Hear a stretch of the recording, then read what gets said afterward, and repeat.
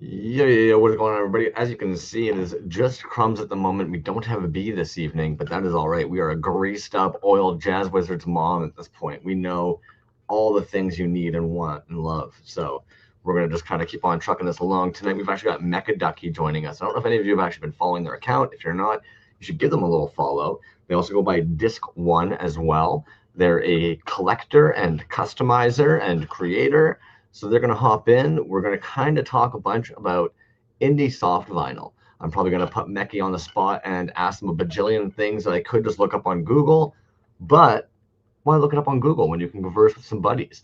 And I'm sure a bunch of you in the chat will be chiming in, being like, the fuck are you guys talking about? But that's okay. We're kind of used to that by now. For a quick little, maybe a little history lesson, because I was looking into it today. I was like, what's going on with the Safubi shit? So if anybody was kind of curious how this all kind of blew up, 1950s, 1960s, shortly after World War II, we've got a whole bunch of new technology, a whole bunch of new mediums. We've got Japan pumping out all these doll heads and stuff.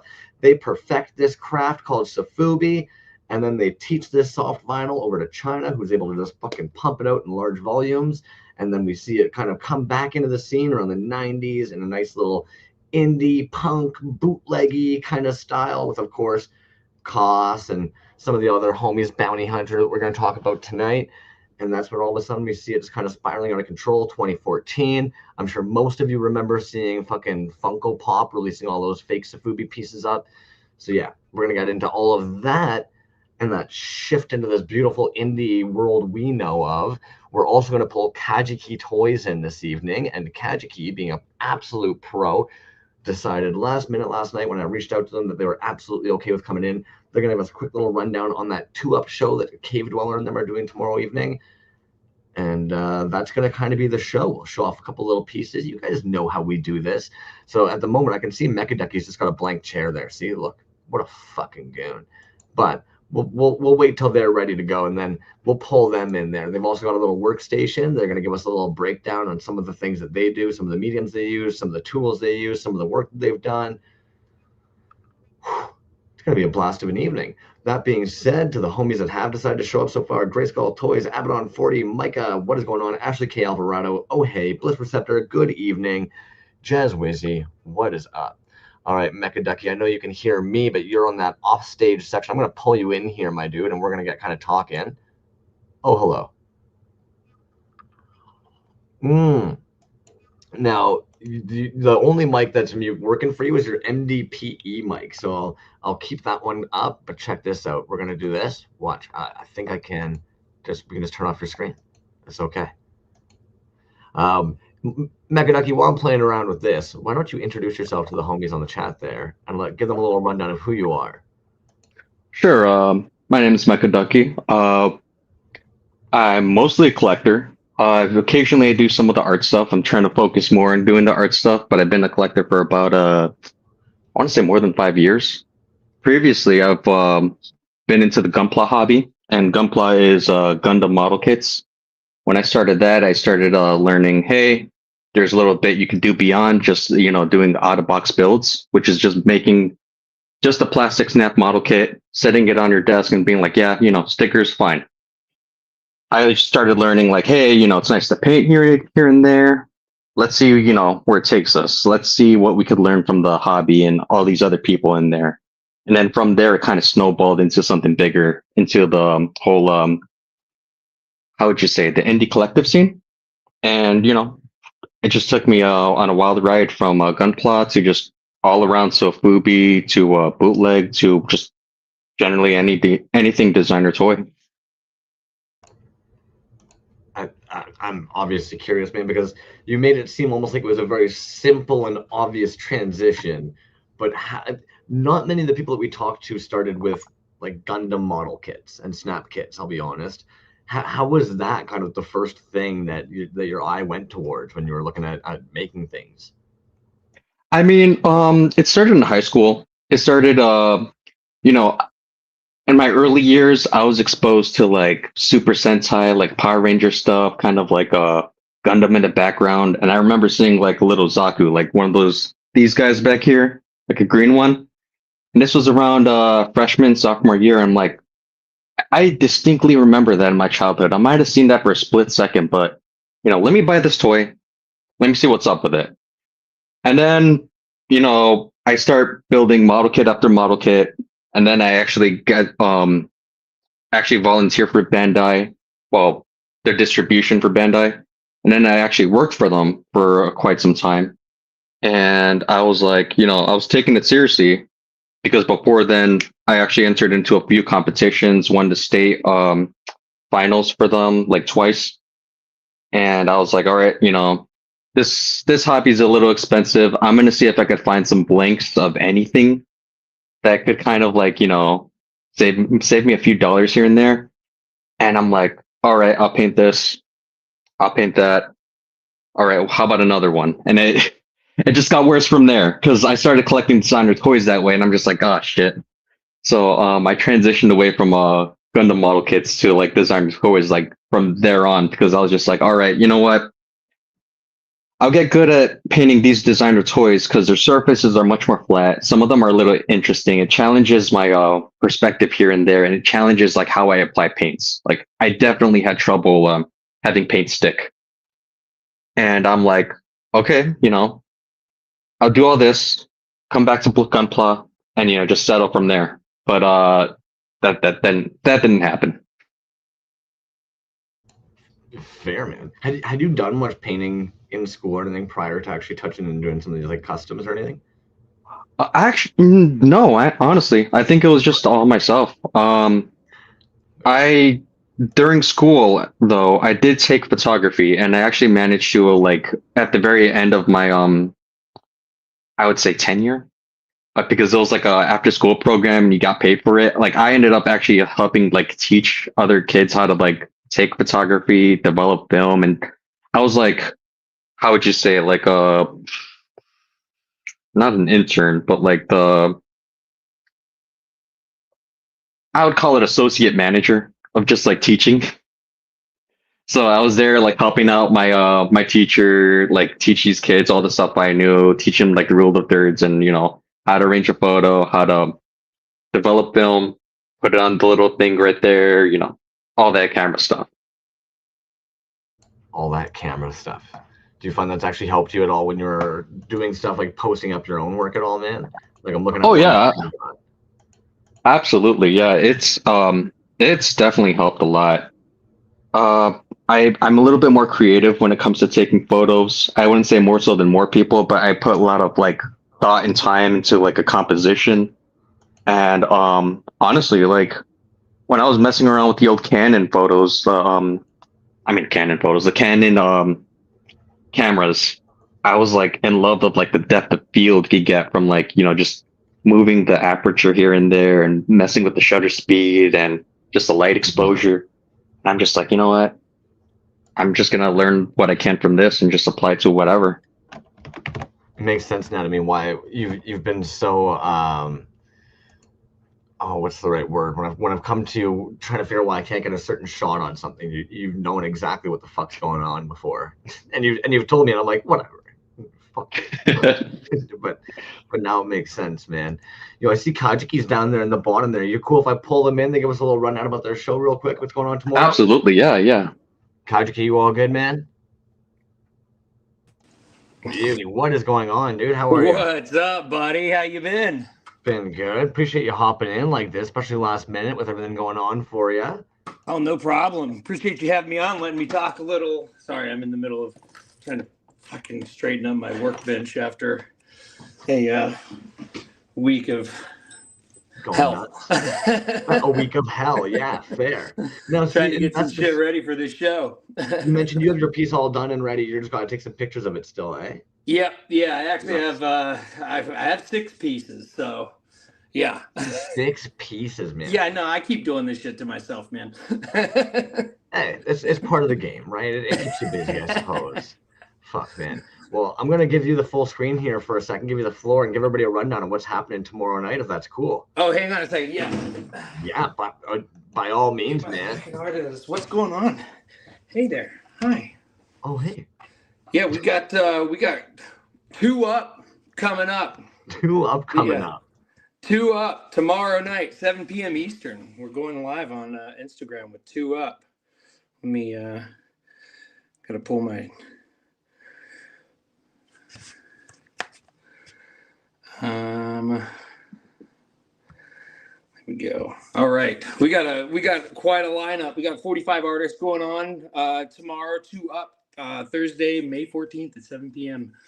We've got artists such as Hypervillainy, Epoxy Crusader, Oh No Monsters, myself, Who the Fug Are We, Rostel Y'all, Toys Van Damned, LRH Bootlegs, Basement Sludge, Kier's Customs. We got Shotgun Karaoke, Hunter Artworks. We got Garden Variety Toys, Brain Basket Design, Eric Folkert's Project, Possum Hands Toy Co., Pocket Salsa, Kevy Cold Cuts, Massive Mini Horse, Lou Morgue, Cave Dwellers, Zero Pop, Juan Brave Creations, Erna Toys, Icon 619, the homie Dookie McFart Sniffle, got Tarka Toys, Plastic Nebula, Bad Chad Toy Co., Resina Jim, Ocular Rhombus, Cool Cat Toy Co., Ordinary Toys, Gore Grail, got Pikmin's,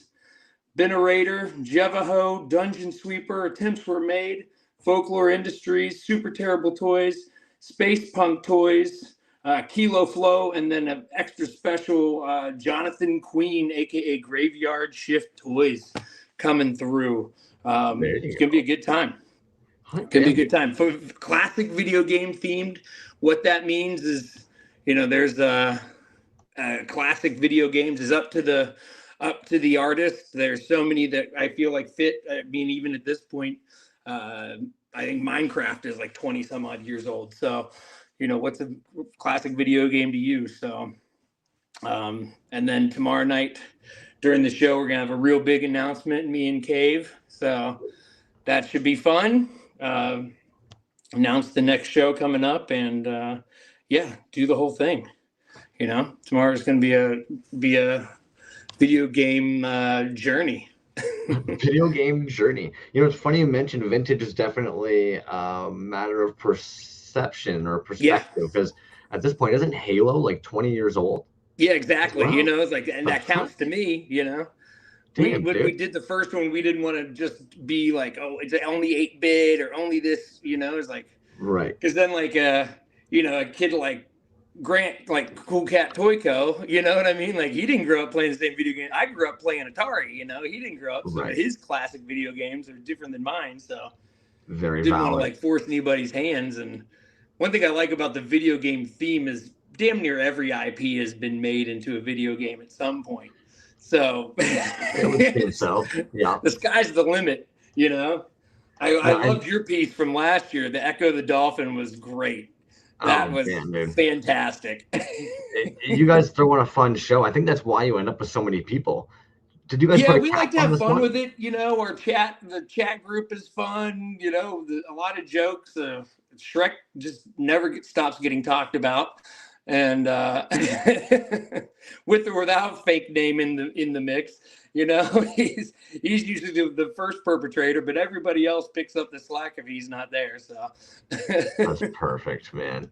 Do you think it's part of that camaraderie you guys have kind of built through your shows that you get so many individuals wanting to sign up for?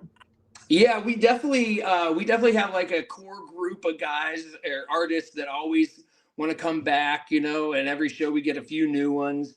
But yeah, I think we just all have fun with it. The themes aren't real; they're more fun than they are specific, and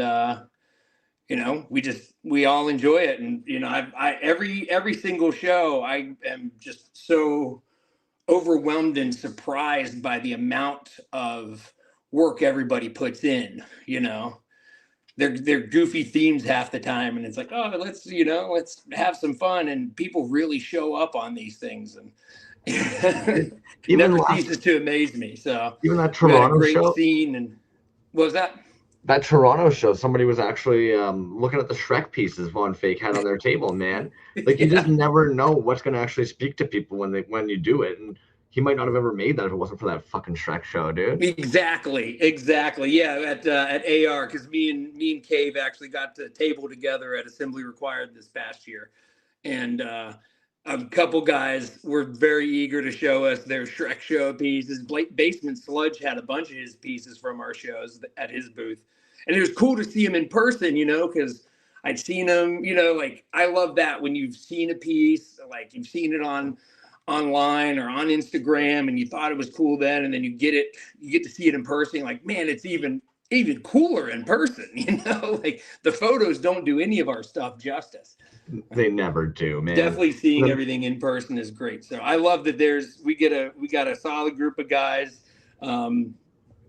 that always like Gray Skull Toys is usually, he had to bow out. Unfortunately, I think Toronto Toy Riot was a little bit too much for him to handle with the show and everything. So unfortunately, he's not in the lineup this time, but he's usually good at that. He loves bringing all his show pieces with him too. So, man, yo, not to put you on the spot, but are you in a new studio these days? Oh yeah, I moved again, bro. I moved down to Charleston, West Virginia, to open up a new dispensary down here. So, congratulations. I never move, and now in the past 2 years, I've moved like 4 or 5 times, and it's getting old having to tear down and set up my studio each and every time, figure out how it's how I'm gonna fit everything, and it's all new now. You're making it work though, man. That's congratulations, dude. Oh, thank you. I got these little guys to show off, these new figures I made. And are these for the show tomorrow? No, this is just for this little guy I made. I don't know. I was fucking around doing 3D sculpting. Decided to print him. He's a Bigfoot, but then that's the Wendigo. This is the Yeti.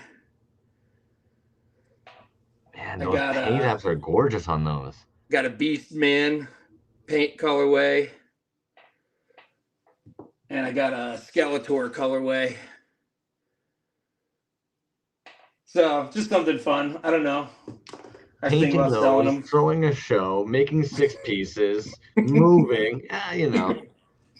Keep busy. Why not? Yeah, right. Nothing else is going on. Jeez. And then of course tomorrow night, you and Cave, like you said, you're gonna be going on IG, doing your standard, going through all the pieces. Are you guys bringing artists in tomorrow night as well? No, we don't do that, just because anymore Instagram Live, it like throttles you at like 7 artists, and then there's always connection issues. Me and Cave can barely get connected. So, and then we actually get to look at all the pieces too. That's when you start bringing in artists, it kind of eats up time. And we have 45, which doesn't, it's a decent sized show. We've had more artists, but 45 is still, you spend 2 minutes on everybody. That's an hour-and-a-half show right there. So, and you never just spend 2 minutes, man. No. Have you talked to Cave Dweller? It's just one of those things when you pull up a piece, by the time you all go, oh fuck, that's sick, you mention a few things about it, it's been 5 minutes. Oh yeah, easy. Yeah, and then of course he's gonna make some random reference to something, and then that's gonna be a whole thing, a whole sideline and diatribe. So yeah, it just makes everything more streamlined and kind of makes more sense. And like I said, if there was an easy way to do it without any kind of technical issues, we would want to do it, but there just isn't. So I feel it. And then you guys are gonna go everything the next week. We're gonna fly through them on the 20th. Probably pull you guys in if you're game and fucking look at all the pieces, talk about them more. Cool. All right, man. Excellent. Well, give you a chance to give one last little shout of anything you want on the screen here, and then.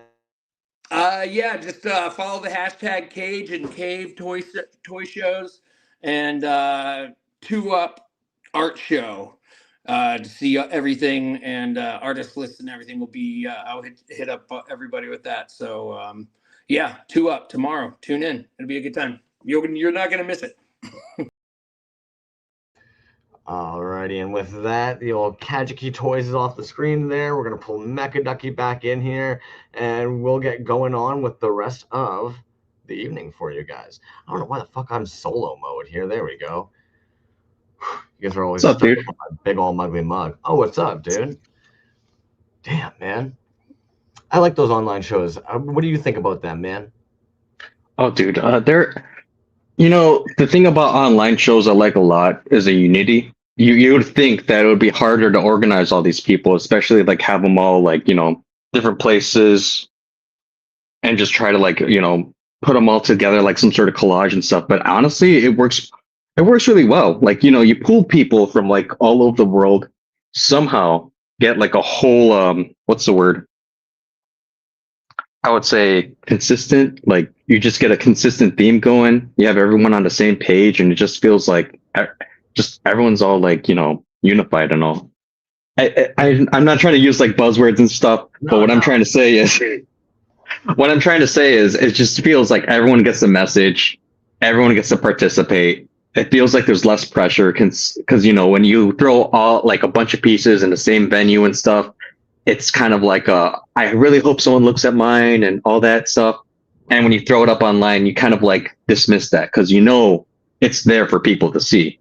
You don't have to worry about like if someone's going to stand in front of it for how long, for X amount of time. You're just like, it's up, show's going on. We have a theme running. Take a look. No, it's probably me. I'm probably thinking too much into this. This is some stoner thoughtage, but I would almost wonder if it has anything to do with that psychology of like freestyle rappers or even jazz musicians. The more that they are doing improvisational work, the more that their brain actually silences that critique, like that inner critique, and the part of their brain that's actually responsible for creativity typically lights up more in an MRI. And I would almost wonder if, given these prompts, the more that you participate in these shows, these online shows, and these random prompts, if it almost silences that inner critique and allows that creativity. Because let's be real, like to make a sculpt, mold, cast, paint of a fucking Shrek piece, you got to kind of quiet your inner critique at some point and be like, dude, this is going to be fun. All the homies are doing it. It's going to be a blast. Make it look really fucking sick, you know? Yeah, yeah. I mean, Maybe. honestly, like I really feel like that's the thing. That's the whole point of deadlines too. Because honestly, from my perspective, I don't know what it is. I work better underneath pressure. It's just it's one of my faults. But when there's pressure, it's just like all of a sudden I'm just like bam, bam, bam, bam, bam. I get everything done, and it's just like I don't know what it is about it. But as soon as you throw a deadline, it's like yeah, I'm game. I'm done. I'll do it. That said, how come I don't see your name up on the two up poster? I don't know. I really don't like throw myself out there a lot, and there's just I would say I'm stuck to my ventures at the moment, which is like Sofubi. Like I could go back to one of my other things, which before I started doing like exclusively not exclusively, but I started venturing into airbrush. I started doing hand brushing, and I really really love doing like miniature modeling and like sceneries. That was like I absolutely love that. But I've been stuck on this whole venture of trying to like get better with an airbrush because I could do flats, I could do some shading, I could do layers and stuff, but I'm just not at that point where I want to like flex my skills or like throw anything up with confidence. I'm still experimenting. I'm still trying to like come up with my signature kind of like techniques and all. But it's like it's just like a mad scientist. Eventually stuff's gonna stop blowing up, and then a robot's just gonna walk out of the room and be like, "Yeah, I made that shit." That's pretty valid, man. Let's be real. Unfortunately, factory made is definitely always going to be a thing, you know. Now you were mentioning earlier that you like painting the blanks and stuff. You often choose like the designer toys. And I'm kind of curious. I think this is something we talk about quite often. Would you say there's kind of like a difference when we start looking at things like the like unbox industries or like kid robot pieces versus something like Saruga Mark or even Mile High Safubi? You know, absolutely. There is a bunch of differences. if we were to talk about Kid Robot back then, before they were swallowed up by NECA, I don't want to get to the whole politics behind it because unfortunately we live in a world where politics are involved with everything. The quality of the plastic back then, I think, was exceptional. It was mass produced, sure, but there was still a difference, and there still is a difference between solely produced like sofubi versus factory produced stuff. And I I honestly, I'm still kind of like, it's still kind of hard to tell like what kind of plastic quality Kid Robot was back then. But when you actually like hold a sofubi piece, it does feel different. There's a crispness to it. And then once you collect enough, you just notice key differences. Like Max Toy Co. Honestly, I myself, I am, how would you say, remorseful at the fact I don't have a lot more Max Toy Co. like stuff, because the texture of this piece is like, man, you hold one of those suckers and it's just like, how would you say it? Like it's the difference between holding carved, what's that one rock? Volcanic rock. It almost reminds me of LM9 casts. It has a porcelain outer finish to it almost. Right. There's like a crispness to it, like crispness to it. And it's like, you could distinctly feel the textures in it. And it's just like, it's really, really nice. And then when you hold the Kid Robot feel, it's like kind of a velvety, kind of like a, how would you say, like a soft kind of feel. And you start, it's like a you get, yeah, you're not wrong. Like velvety satin almost. Right. Yeah, exactly. And it's like, wow, you could actually like tell the difference between like, different manufacturers of these pieces. You could tell Science Patrol between an Unbox Industries, Kid Robot and stuff. And it's sort of like, it gets you actually playing with your toys, which is funny. Right. That said, what the heck did you just have in your hand there? What was that piece? This is an unboxed, and I was going to discuss like, what you call it here. Let me put it on the private eye. Yeah. Okay. So where's the jointing on that? Because that's the jointing. That's 2 part. That's not a hollow bottom, is it? It's not a hollow bottom. I think they sealed the joint right here, but it is like an absolute crisp cast. And this is Unboxes Industries Zombie series. This is based on Dawn of the Dead, the OG one. See, and that's the other part that I can't wrap my head. Would you say that bootlegging or knockoffs are almost more popular in soft vinyl than resin? I would say like bootlegs are more popular in resin, and for art's sake, like I would like to like get into this conversation a little later, like the whole resin versus sofubi, because there is valid things, but I really feel when it comes to bootlegging, like resin's king. Resin is definitely king in bootlegging for several reasons. Do you want me to explore that conversation a little bit? I mean, I think most of us can kind of understand right off the hop that like there's no supervisor, right? Like if you want to bootleg something in vinyl and you want to sculpt it all original based off of a character or something and send it off, you might get rejected if somebody doesn't want to touch that licensed product. Oh yeah, but absolutely, in resin, like you said, like the reality is that lava monster is a bootleg from the D&D illustration, and for some reason resin dudes love booting that guy. And I might have like 5 or 6 different artist versions of that same fucking figure, but it's almost like anytime somebody sees that in a bin, they're like, oh, I gotta boot this, and there's nobody to really stop them. You know what I mean? Right. It's actually funny. One of the first times we ever brought General Porpoise in, they had no idea, but I remember us kind of telling them, like, dude, like that's bold, but that's also kind of what resin's all about. They had accidentally bootlegged a whole bunch of Phantom Star Killers, having no idea who Killer Bootlegs was at the time. And we don't usually see somebody bootleg somebody who's like a fellow resin vet or anything like that. So it was kind of right. Yeah. This guy came out and he's just kind of like, love this figure, check out my booties, and you're all just like, okay, that's kind of punk as fuck. I feel like that's honestly like very similar to tag culture, because you're not going to see people take someone else's name. Like the most you'll get is people tagging over other stuff, which is their like version of fighting and all that. But it's like, no one's going to adopt another person's style or name, or if they do adopt the style, they're going to kind of work their own flow with it or have their own imperfections. But it's a very similar like kind of thing, and I honestly, it's kind of beautiful. What I think is interesting is in that same vein, we have people who are totally cool with it. So like, I'm sure Basement Puke, Right. and with their Derek figure, I love the fact that Pocket Salsa has now actually done resin versions of it, and I believe it's Draculaser has actually done ceramic versions of it.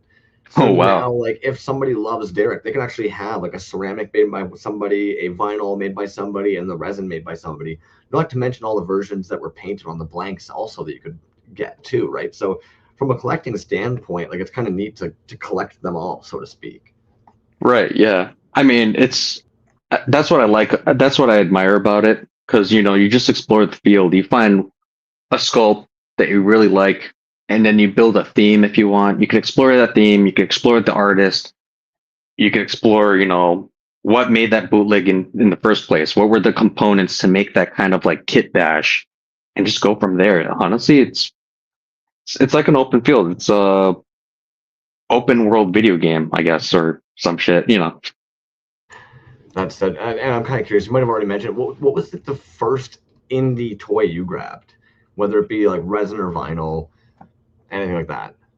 It was honestly some like I just looked up like on eBay like vinyl toy, and I was just like, I'm not gonna get like Funko Pops. Those look like, honestly, no offense to anyone who's collecting them, but I'm just like, that just seems like one of those generalist sculpts they use to just kind of like see the different like forms a paint could take. I don't know the name of that little like device. I'm just like, I'm looking for something a little bit more interesting, and I just look up on eBay designer toy, and I find a bunch of kid robot stuff that's like in a lot.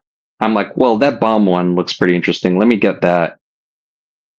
Ordered that. I'm like, this is kind of neat. Let me just get a couple more, and then I explored from there. Found a couple of people who did like bootleg kid robot stuff. Like, honest, I have one in the bin somewhere here that I still have from all these years, and it's just like just someone's custom sculpt of like a dunny that's like melting and stuff, but their own like casted like a little vat of a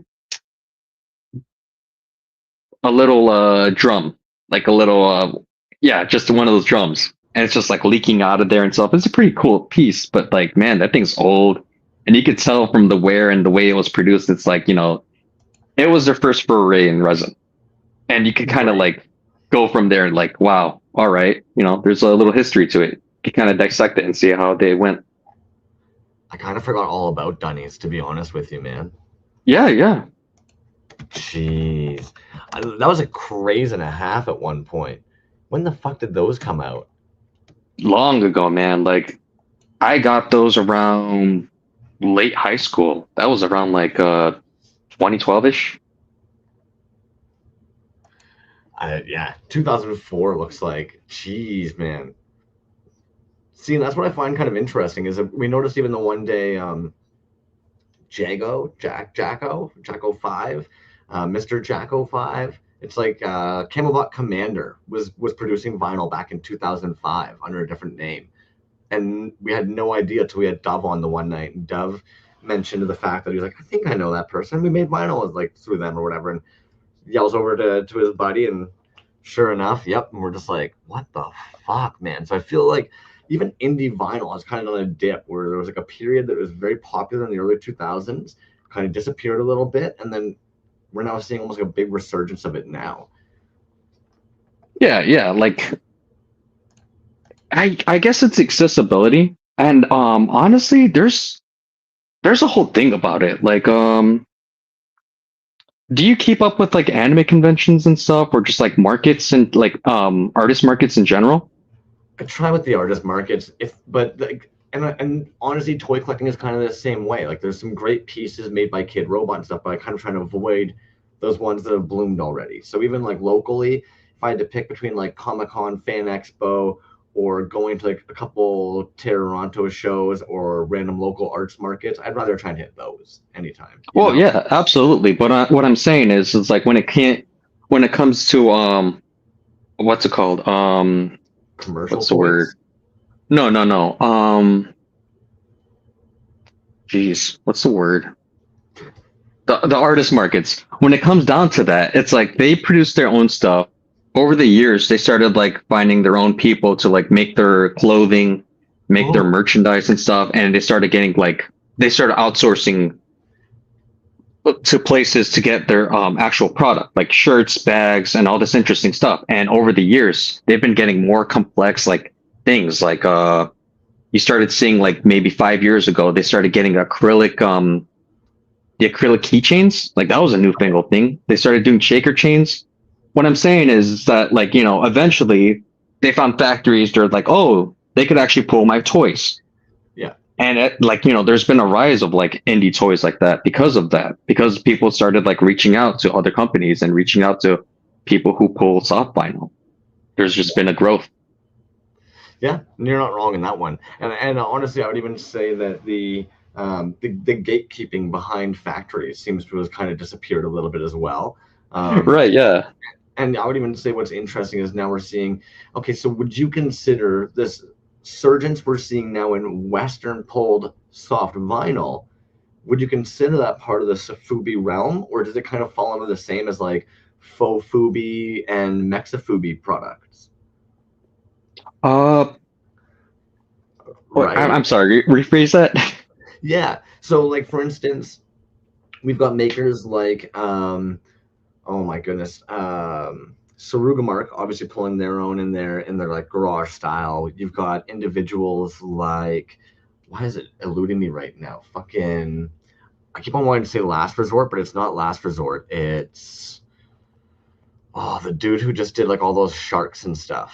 Mother effer. It's eluding my brain right now. But when it's being pulled in America, would you consider that separate? Does that now enter into the same realm as things like mexafubi and stuff like that because it's being pulled in the States? No, I wouldn't consider it separate. I honestly wouldn't consider it. It's all soft vinyl at the end of the day. You could say like it's Zoffi, like SOVFI, and you could say that's like exclusively Japanese or like in the Asian market or or Eastern market or but you say soft vinyl and it's just soft vinyl. It's a type of plastic. Like if we go to like the whole chemical kind of like way, it's the same stuff. Sure, there's different like qualities of it. Like mexafubi is not going to be as great as like Japanese soft vinyl, and like there could be like Chinese vinyl that's like better than like Japanese vinyl for all we know. It just depends on the manufacturer. But then at the end of the day, it's like the same type of plastic. It's flexible, soft plastic. And then generally done in like a slush casting as well. Yeah. So, that enters into a whole other category as well, because I feel like some people start talking about how like, Sofubi toys have like a soul versus just like random. And so obviously that doesn't fall into that same category for somebody like yourself. Do you think seeing products made in different places ends up kind of changing any of the like original intents for soft vinyl? Like when we look at some of the original pieces being pulled from soft vinyl, do you find we've kind of strayed from that quite a bit? Do you mean like as let's say I'm a fan of someone in Japan, yeah, and the way they pull it is better than like other people, right? Is that how you're phrasing it? Or styles? Because I would say, like, when we look at some of the original Japanese soft vinyl, a lot of it's going to be things like big giant mechas or things like monsters, right? And it's probably going to be taken from a lot of like their movies at that time. But when we look at some of the more Western cultures pulls, they a little bit less maybe kaiju. Like for instance, I mean, I have something here like this is just a dude. You know what I mean? And we start kind of seeing more pieces like that. And I'm wondering, like, would you say that there's almost a cultural difference that ends up emanating in the style of Safubi as well? Sorry, like the camera froze. One of the cameras froze, so I was like trying to see a little dude you pulled up. But are you saying like the style of stuff where like actually pooling? Yeah, so I had brought up one of these guys here. Oh yeah, yeah. Looking at. Oh, okay, so you're saying like is that different than like them pulling out like Max or like Exactly. Like yeah, okay. I would say it's still the same. Like honestly, because you know, you have artists over there doing like absolutely nuts stuff. Like we have people making original characters in Japan, and we have like Unbox Industries. I think their factories are in China, and they're doing stuff based on Dawn of the Dead. They have the license for Dawn of the Dead. They've done stuff for the OCs, the band.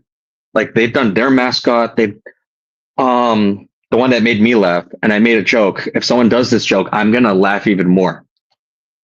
One Up Toys Japan made a Metallica logo in soft vinyl. And I thought it would be funny as hell. And I think I told you this. I was like, someone pull a Napster and bootleg resin that toy. I want to see a bootleg resin of the Metallica logo because it'd be like a Napster all over again. I want to see if they get on your case. That'd be two fucking jokes, man. I know. I thought that would be funny as hell. But yeah, you have Dahara making business guys that just look totally funny. Like he literally has their characters with their junk out, ladies with their boobs hanging out, and just an exploration of like a character. It's just this nasty like businessman like guy. And then you have it's jokes you bring that up because this is a very odd vinyl piece to me. Yeah, that guy's just he's nuts. Like this artist is so fun. He's absolutely fun. Is he crude? Yeah. Is his work kind of like it's got a texture to it? It's got a fun appearance to it. There's fun colors, but it's an exploration of this character that's like kind of vile and like topics that are just kind of like icky, sort of. And like you'll scroll down, you'll see some of the ones where like just genitalia hanging out, and it's just a businessman. It's just like I said, the next funny is. Yeah, you're saying like what kind of jokes to me is it seems like you're kind of saying like no, like it's all kind of similar across the board. And earlier I've been talking about low-tech, like they're saying in the chat there, and what's kind of jokes is you've got this like strong shark-headed guy, and you go over to the low-tech page, and sure enough, he's got like a very similar body. I'm not saying they ripped off, but it's just funny to see. No, like, okay, no, you're right. It's a fun look in nature. It's just dudes having fun with it. He also did those are absolutely fun. He did a shark one somewhat recently. Now, this dude's doing it all DIY from home as well, where he's of course doing the sculpts and then actually pulling his own vinyl at home. Wow, yeah, that guy's fun. Honestly, the paint job on there is really interesting. I love the texture on it. Hard working dude, man. Absolutely, yeah. Safubi just seems like a difficult thing, but it seems like once you unlock the secret, it's just fun as all hell. It is. Like I said, there's different things to resin versus Sofubi, and honestly, I've like taken notes from Zima. Like Zima has his own reason as to why he sticks to resin, and I'm like, yeah, valid reason. Like, being a Sofubi guy, seeing like the faults and the whole the pros and cons of like Sofubi, I'm like, yeah, I respect you why you like resin. That makes sense. It makes sense for his character to like that stuff. But it's a fun medium. It's a very fun medium. Yeah, I think for a lot of the dudes, a big part of it is being able to remove themselves from all the toxicities and the BS of resin casting as well. I mean, no, there's still toxicities. I mean, if you want a good pain nap, there is toxicities. And even that being said, man, did you want to discuss at all your little workstation you've got down below there? Some of your workflow, some of your materials.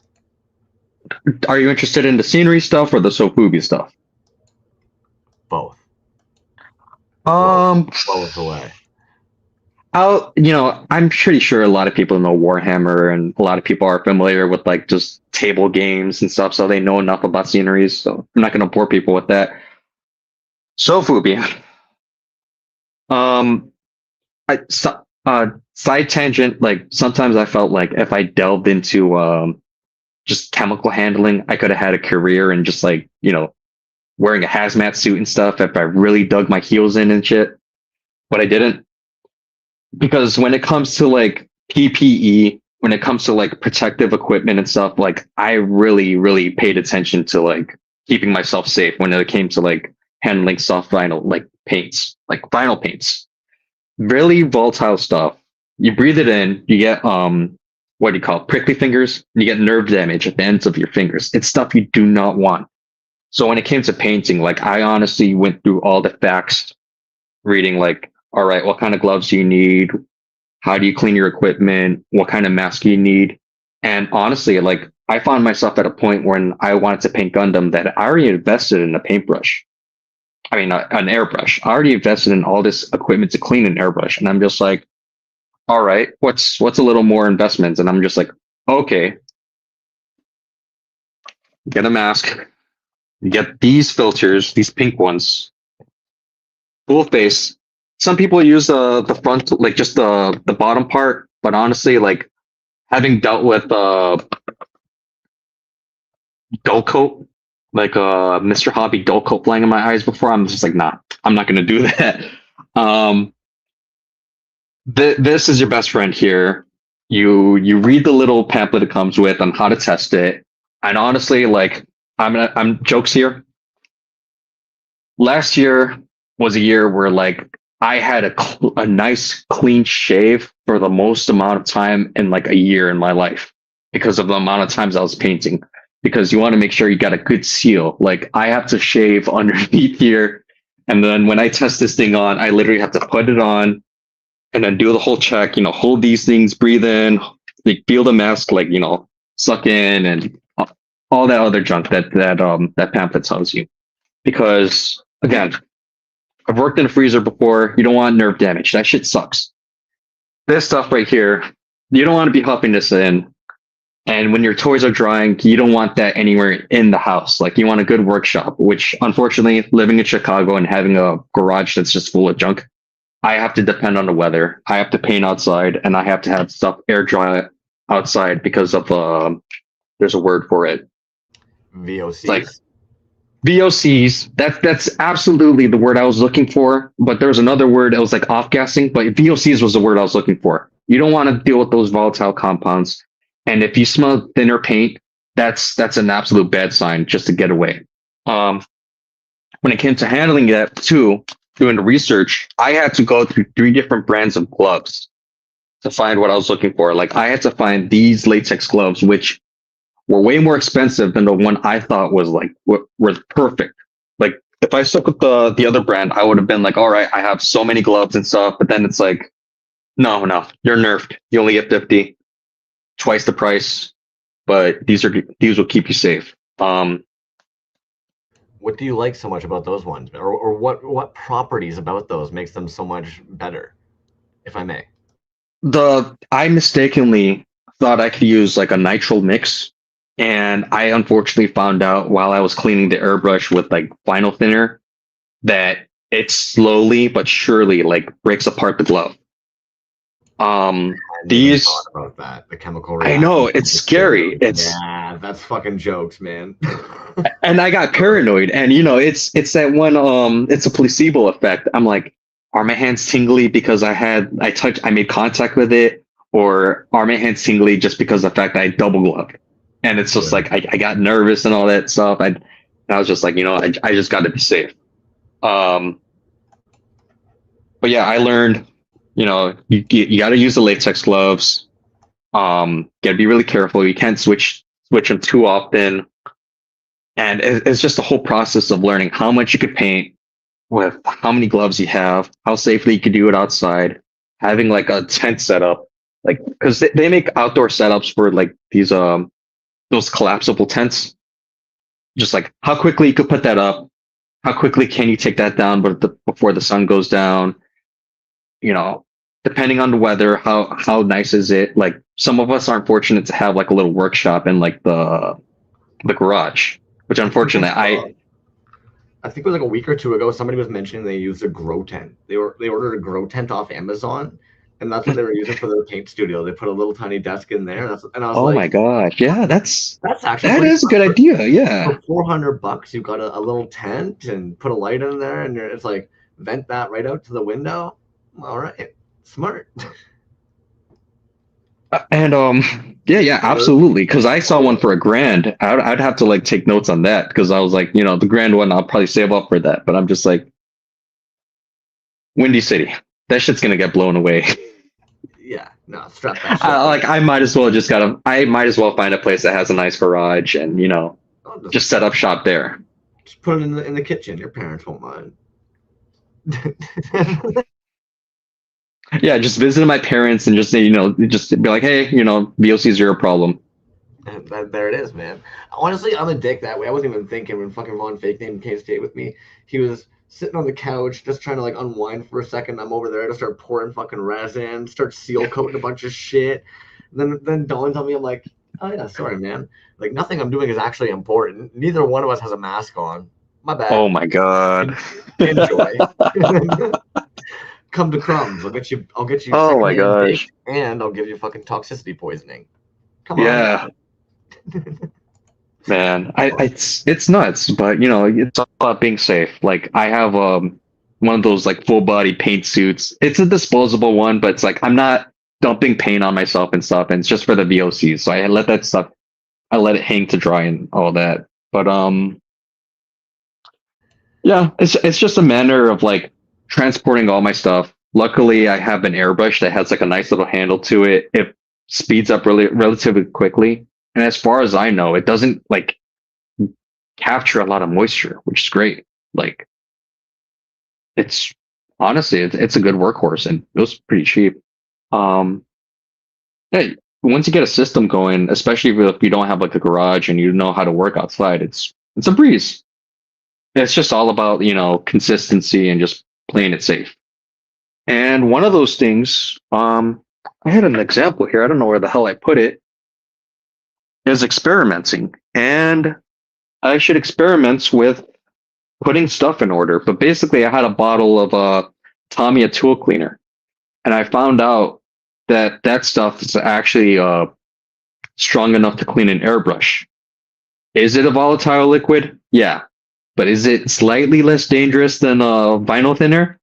Yeah, and I want to honestly take that. Like I switched to that when it came to cleaning the airbrush because it does the same amount of work, albeit and less dangerous. But volatile liquid's a volatile liquid. I'm gonna glove up anyways. Now, out of curiosity, because with I know you like your Mister products, like your Mister Clear and shit. With Vinyl Wonder Paint, have you made the switch over to that, or are you doing two different ones at this point? What's like your go-to paint at this time? I'm experimenting with Vinyl Wonder Paint. Honestly, I love using it as a base, but again, I'm at the experimental phase. I'm like, so one of the things I'm really caught on is making the perfect kind of chrome finish. And I spent the year like experimenting with, all right, if you do a coat of black, you brush on some like silver. Does this work? No. Scratch that. Go back, do something else. Does that work? And it's all about, experimentation and stuff. I'm just trying to like, I'm not following their rule book. They're like, hey, why don't you use this silver here, top coat it with this, and that's it. That's your silver. I'm like, I could do better. I could do better. But honestly, that brand of paint, I'm having fun with it. If I need to go back to lacquers, if I need to go back to Mr. Hobby and stuff, I can. And it's great. But, it's not going to have that durability that that Vinyl Wonder offers. And honestly, I've been contemplating like, hey, if I build a Gundam model kit, will this paint mess up this plastic? Yeah, how to clear coat chrome is absolutely a pain in the butt. Like through this process, I actually have a little jar with me of stuff I painted with chrome, and stuff I painted with like silver and all that. The first year, I ended up with a nice gunmetal, but it wasn't what I was looking for.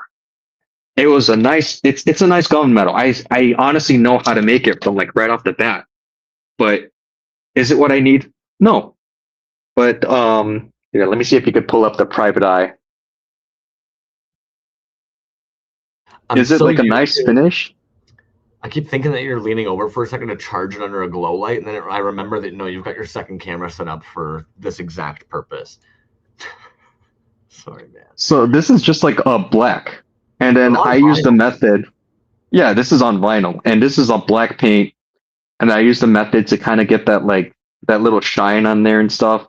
Again, this was supposed to be chrome, but I ended up with like a nice like gunmetal finish that doesn't have like the flaky particles that most like gunmetals have. And I'm like, it's nice, it's crisp, but was it what I was looking for? No, absolutely not.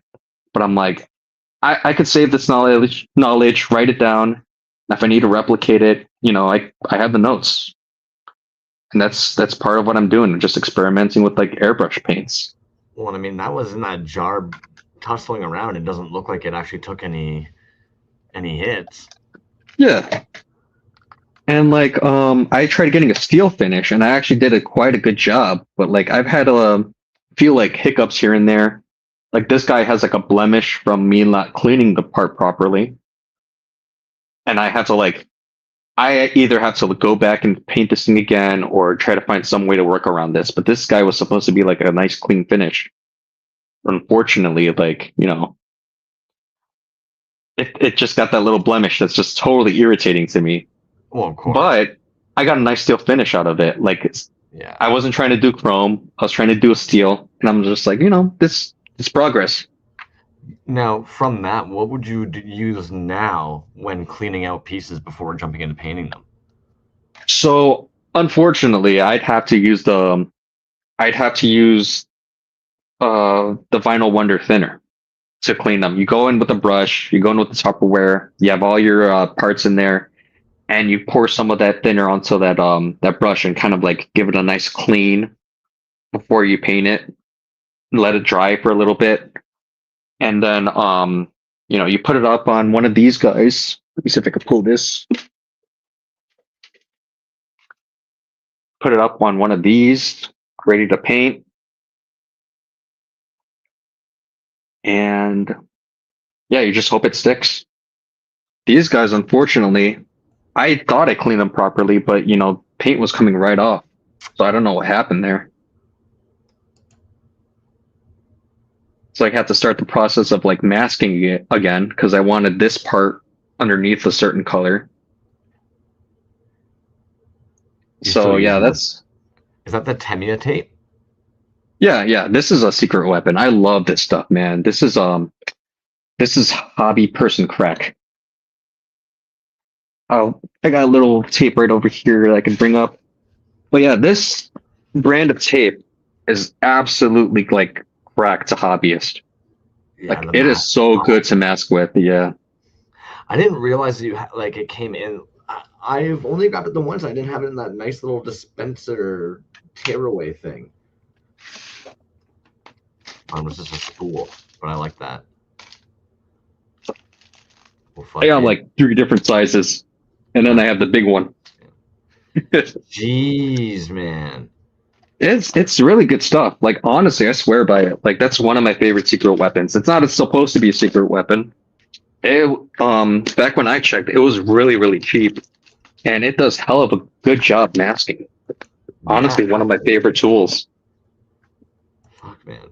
And you don't find when you go to peel afterwards that actually takes anything with it? Depending on how old it is. I know the thicker one has a problem with the adhesive stuff, but it comes off relatively easy. I've rarely had issues with any residue on there, but honestly, it's been pretty favorable. Like even if it's on like because if you're messing with Vinyl Wonder stuff anyways, and you get some sticky stuff on there, it just comes right off. Like, and the paint still sticks. Hopefully, if you clean the part right. Fair. I get that, man. What else are you working on over there? I see you've got a couple things on that workbench at the moment. I I have some guys on hiatus. I have a little bat dude that I've been working on for quite some time. He's one of my little experiments. And I've been having trouble like seeing where I'm gonna take him. Like he has like a little like iridescent kind of look to him. And I was thinking maybe I could do something with the eyes there. What are you clear coating with, man? This is normal what's it called? It was 1 coat of the Vinyl Wonder Clear, and then it was a special coat of like one called Alien Egg, I think, or Goblin's Lair. And it gave like a nice kind of like purple tinge to it, like a purple green tinge. And I thought that was like really nice. Honestly, though, like I'd want to add like a little bit more color, especially on the eyes here. I did use the Tamiya tape on the separation right here for the nose, and especially the ears, and I thought that came out really nice. Well, it came out clean as shit, dude. And then I've been working on the little chest too. Like I actually had to carve these pieces out, which is a pain.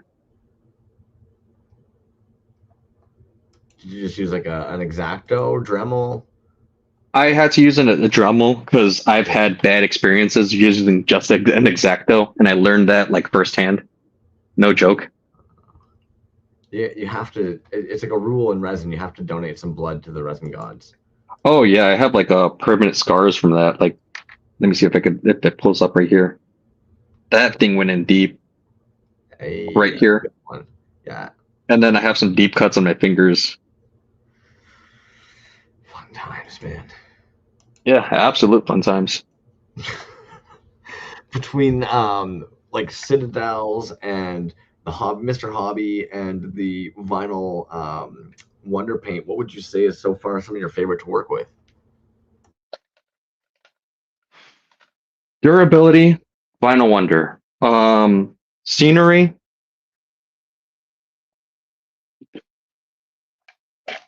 When it comes to scenery, I forgot the name of the paint. And honestly, I experimented with actually mixing my own like metal flakes in paint. Just putting that on there, spraying it with an acid, like a light acid, and making actual rust on a piece. That's honestly one of my like my great pleasures, just seeing like actual rust in real time, or like a real time patina on copper. Yeah, that was that guy. Like the top layer actually has like a clear coat to protect that silver part. So the top part is like that paint untouched. The bottom part was exposed, so it didn't have the top layer.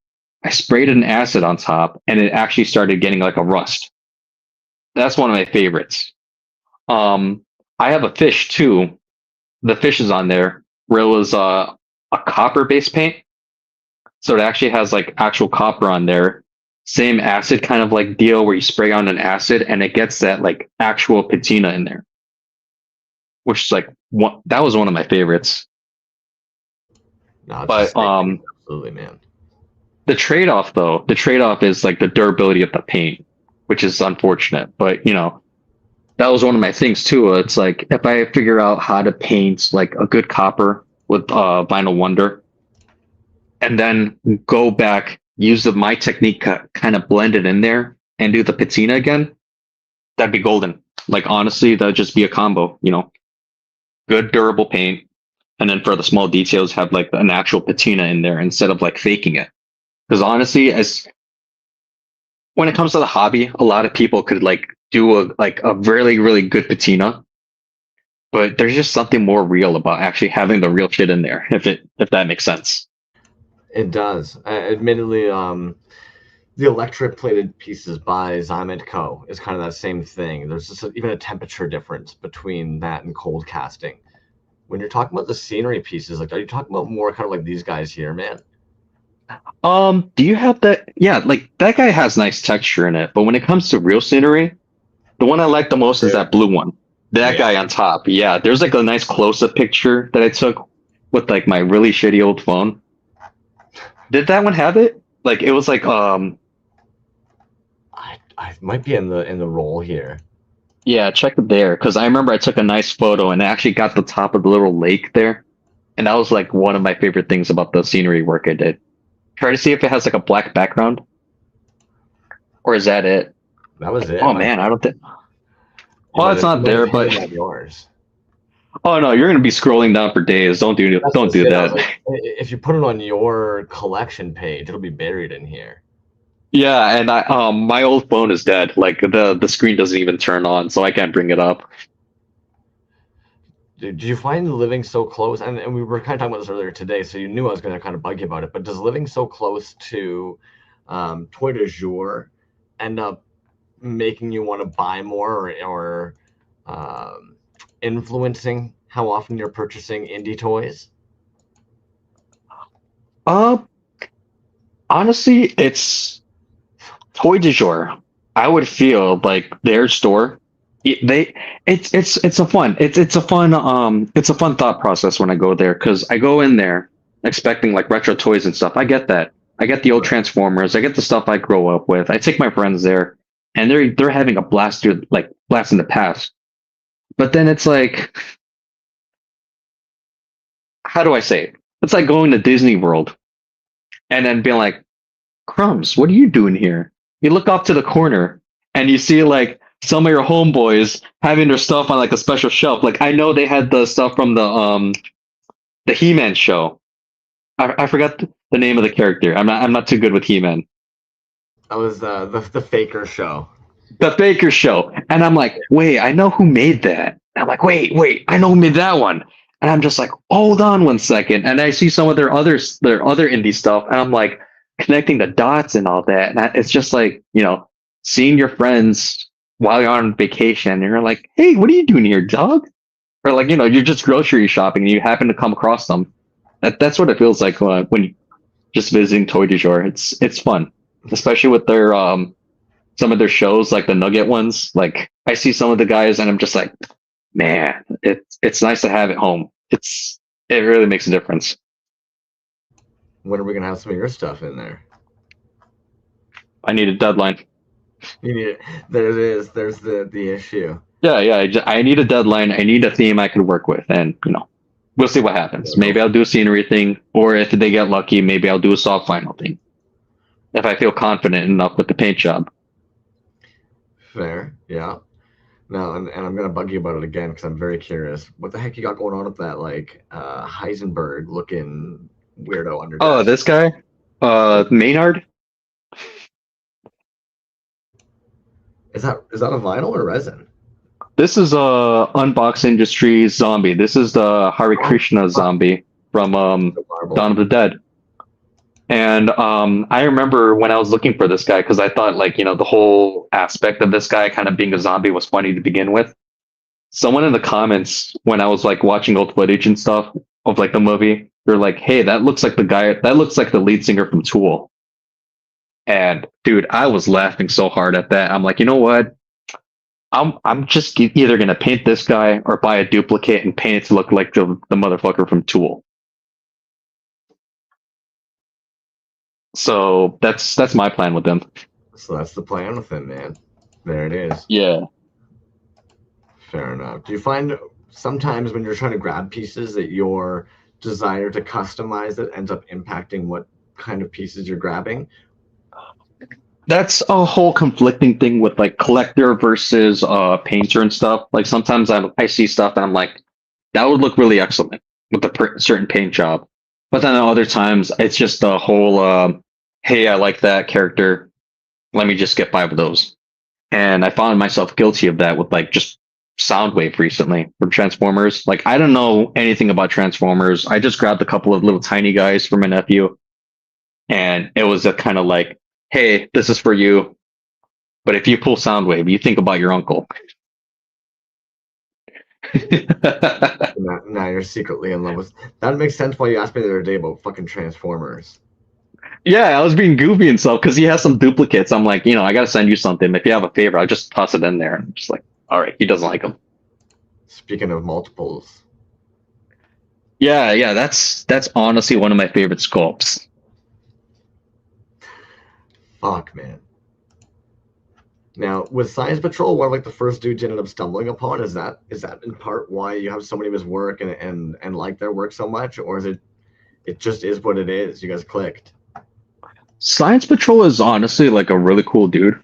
uh, when it came to like, the art and the artist, I came across someone, and this person, we actually were mutuals. We follow each other and stuff. He posted like this thing called a husk, and it's like a little cicada. And I'm like, it was a cicada soft vinyl. I'm like, that's really cool. You don't see that very often. That's an interesting choice to make. And they make that toy, and I'm like, I want one. I'm gonna find out more about this artist. I get it, and I'm like, this is cool. This is sweet. And yeah, I got the first one I got, and then I got another one. Here, let me put it up to the private eye. So this was the first one I was able to get. Like, it's a glittery kind of like gray, and it's a sweet little guy. I remember when I saw the post, the guy like it was posted like this, and I was like, man, that's a sick concept. Just a little cicada dude. And this guy had like a little backstory to him, and I thought it was pretty awesome. And I'm like, all right, I'm gonna follow the Science Patrol guy and see what's he all about. And this is the second one I got, and I started following this guy, and he made more characters. I'm like, I really resonate with it because these characters are like crudely made. And Corey, Science Patrol, like admits like he's not the best sculptor. Sometimes he has friends where he pitches design ideas. They get filtered through them, or he actually like sculpts the figure himself. And the Wild Hunt, that skeleton guy, was one of them. And I just fell in love with how crude that guy was. Like, it was just a really like just crude looking figure that just had a charm to it. It's like, how would you say? I had one on my desk. I don't know where I put him. It's funny you're saying crude because some of their sculpt work is absolutely fantastic. Like, even as much as I find, is it Winston? Cranston. There we go. Cranston, yeah.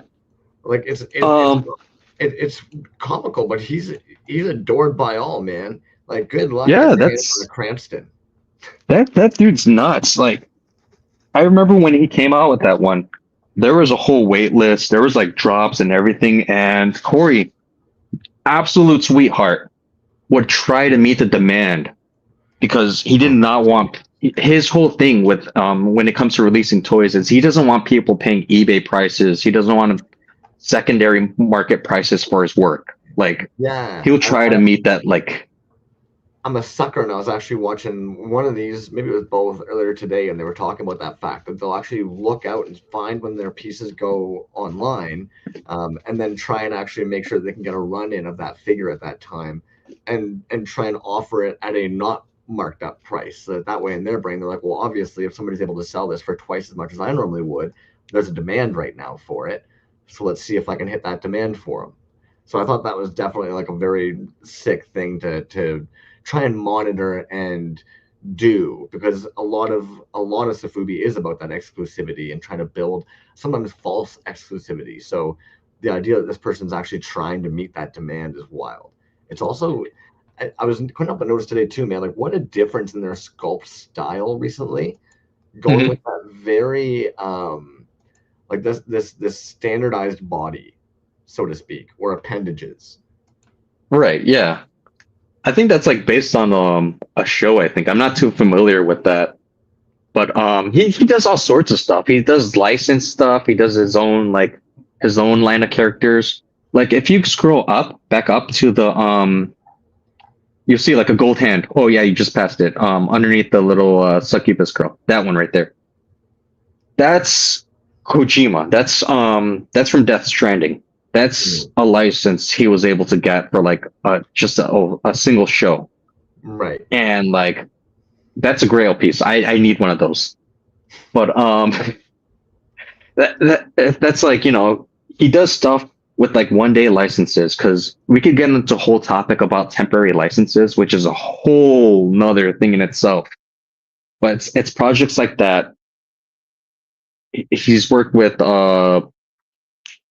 not Demon Souls, not Dark Souls, what is it, Elden Ring? He's worked with Elden Ring. Elden Ring, got the license for the Elden Ring stuff. Yeah. Right. And then he's just off doing his own like stuff too. But it's it's odd. Like he's doing a whole I don't want to like toot his horn too much, but it's like a renaissance man of self sculpting, pulling his own vinyl, putting his own stuff in packages and stuff, marketing his stuff, making himself available to like do other like commissions for other artists and all that. And I don't know how he does it, but just, he has a whole thing going on.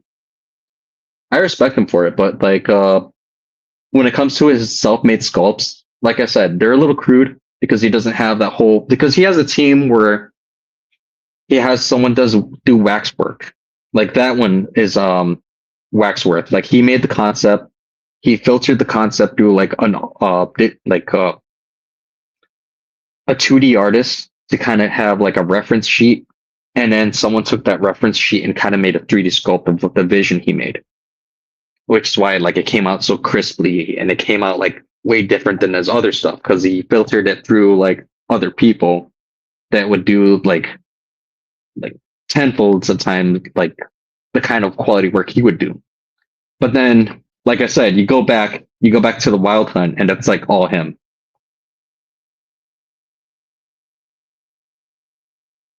Yeah, he's got even like revised ones as well at this moment.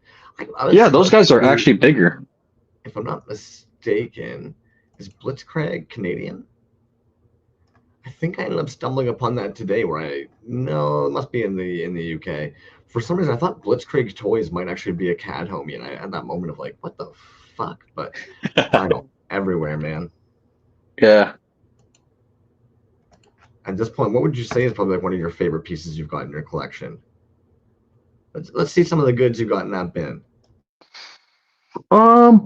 Sure. Let me figure this out. But here, before I put these back in this little bucket, yeah, I already told you I had a background in gunpla hobby, right? Yeah. So part of the gunpla hobby is like, and I have a double for you. There's always a process of learning for artists, and I appreciate always like the constant need to learn new things. And I remember most recently I saw a video of someone doing a revival to an old Transformers toy where they printed out their own stickers, and I'm just like, I need to learn how to do that, but for water slides. I need to learn how to make my own water slides via digital art and print them out. Because from the gunpla hobby, you learn how to apply water slides, seal them up correctly, and then make that shit just look really nice. Like you could weather it up, you could do detail you're unable to do with just an airbrush and stuff. And I have this piece right here when I applied like a little caution tape right here. And I'm trying to like get this look going. And I'm like, I love it. Looks great. Now I just need to make my own kind of like my own markings just to make it like my own style. Because as much as I love applying water slides and stuff, I just can't keep on repeating like I can't take other people's like water slide designs, apply it to my own work, and then call it my own. You know what I mean? So when it comes to that sort of stuff, I have to use stuff that's like really baseline level. I can't really use like other people's insignias. So I'm like, all right, I have to 5 steps back, learn digital art, learn printing, learn how to do water slides. And when I saw this guy make his own like revised Transformer stickers, I'm like, okay, I learned a few things, and I love that for myself. Now going back to favorite toys, we have this little Wild Hunt guy here. He's already like available, and he's got that crude look to him, asymmetrical legs, a little chest that's like a little off center, these arms that like aren't quite like the same kind of like this arm kind of like grinds up while this arm kind of like dangles away from the body. And there's, like I said, there's a whole crudeness to this fellow, but it's just a lot to be admired. Like I said, it's not asymmetrical. It kind of delves this way a little bit, and there's kind of like little details that are off center right here too. But it's just really charming, the way it is. It's just like some dude that's just like, you just catch at a bar. It's like, hey, what's up? That's why he's a favorite. Another favorite. How many of those guys would you say you have at this point? Oh, dude, you already saw that shot glass shelf. 10, 15? I would say, yeah, I would say there's like five more. There's five more of them that are like UV reactive that I have in like a shelf because I don't want them to get like UV burned. Yeah. But then there's a whole collector aspect of me that's just not the artist, where I have to get like as much as I can. Jeez, bro. It's worse. It gets worse. Like this guy is a secret. Bad. You're Yeah, killing yeah. me. Yeah, this is Dahara, and this is T9G. This is like a little collaboration piece, and this was only available in like a blind box series of that was called Kaiju Hunting. One of the best, in my opinion, one of the best blind box series ever made. And I was just like, all right, I'm gonna scope on eBay, try to get some of these guys for cheap, but some of these were like net pulls, so I was really happy about that. And what's You up? just keep them in a baggie like that? Yeah, because You monster. I have that tendency where I take them out to like take photos and stuff, so I have to like keep them sorted. I can't have all of them on a shelf because then I just run out of shelf space. No such thing. And it's like you're gonna call it a little insane, but I actually can distinguish which ones I got and when. Like there are key little details to like the molds and stuff that I catch, and I'm just like this one I got a Rota Fuji. Well, I mean, This one I got on this one I got from like overseas, and then this one was from eBay. oh, And yeah. I just take, yeah, I'm just like, yeah. And I remember my niece got me one for Christmas, and I could immediately tell which one it is. And I'm just like, these two red ones right here. And I'm like, yep, this is the Christmas one. Okay, so do you hand like pieces like that? Like they're still vinyl, right? The Safubi, Yeah. but you obviously handle them much differently than some of your other Safubi, right? Or is that like is that how all you? I am blown away by the baggy life. Is, is that how a lot of your current vinyl are? um, Because like is that considered an indie vinyl, or would you it consider is. it more mass produced? Like so like one that always comes to mind like these dudes, man. I feel like Anonymous Rat was good at being right on that line where you're sitting there going, are you indie vinyl or are you factory vinyl? There's only two of them, but it seems bigger, you know? Hey, could I check up on something real quick? Just like 1 minute. Yeah, no worries at all. Here, boom, boom. You just give me a thumbs up when you're all good there, man. While Mechaducky is doing that, I'm going to show off this piece here that's been beside me all night because I don't think I showed this off the other night. But this is actually going to be an Angry Beast piece. And this is one of his Ancient Aliens pieces. And this is over at the, oh my goodness, Toronto Toy Riot show they had going on. And then this piece here was driving Tone Tone Twisted Tiger insane all week because they discovered that it was going to be the only one of that style. And I think the coolest part is that there's not a chance in hell you're going to be able to see. But you've got this like archaic caveman style casting in behind.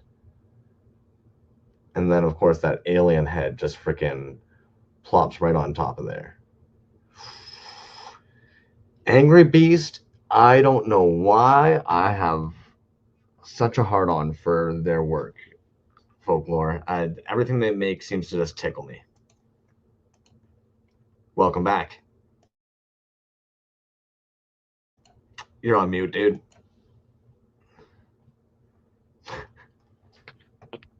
I was checking up on the pup. He was walking around the kitchen for something, and I had to help him out. Totally makes sense, man. What do you got there? I hear a baggy rustling. That often means toys.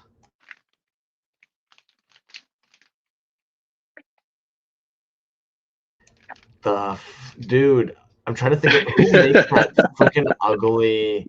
But that's because you love those. What's the name of that head style now? I'm trying to think of like what you even call that.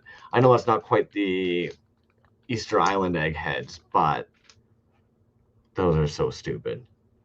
I know they're based on this old like indie game from like way back in the day. It was like some game you get on RPG Maker that was like a old school like jump scare game. And for some reason, like that Metacom made like a whole series of these guys just because they chose this artist. They're like, yeah, dude, let's just make your toy into a little soft vinyl figure. And I was just like, that's hilarious. Let me get like 50 of them. Yeah, Well, like, not really 50, but like I kept up. those almost seem like a little gashapon pile or something. Yeah. Yeah, it's gachapon size. Yeah. Damn it, dude.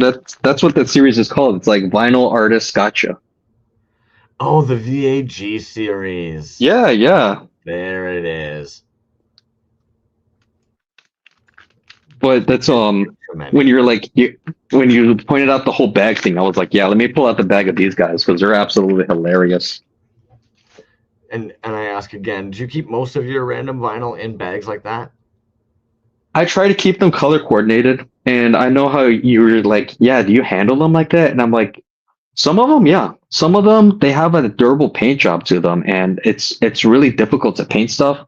But then other times, you run the risk of like getting scuffs here and there, but you just have to be careful with just separating them in baggies or just making sure that you're aware of what you're collecting. Because you had the anonymous rat piece, and I would say the paint job on those is pretty sturdy, no?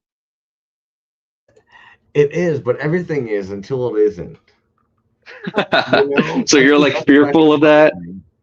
Yeah, like, and don't get me wrong, I pull my shit out of the packaging, but the amount of times I'll even think about bringing a toy with me, and I get to the door, and then I'm like, no, sorry, dog, and I'll leave it up on the fridge or on the cupboard because like the idea of, and I don't know, man, I don't want to necessarily have like a fanny pack with a bunch of bubble wrapped toys in there, you know what I mean, and constantly stopping and unraveling one from bubble wrap, and putting it down to take a little picture. So, and I do every now and then I do, but I don't know, like I've got a pile here, and every single one of them I'm looking at, and I'm like, I'd be hard pressed to bring any of them, even the blanks. I picture how like bringing one of the blanks with me could get it all scuffed up, or like I'm terrible. I've always got my freaking lighter on me, and it's got this little toker poker, and I might accidentally touch this thing, get a bunch of dirty old res on my hand, and I touch one of my toys, and it's just on there for life now. And you're, dude, no, yeah, nightmare fuel.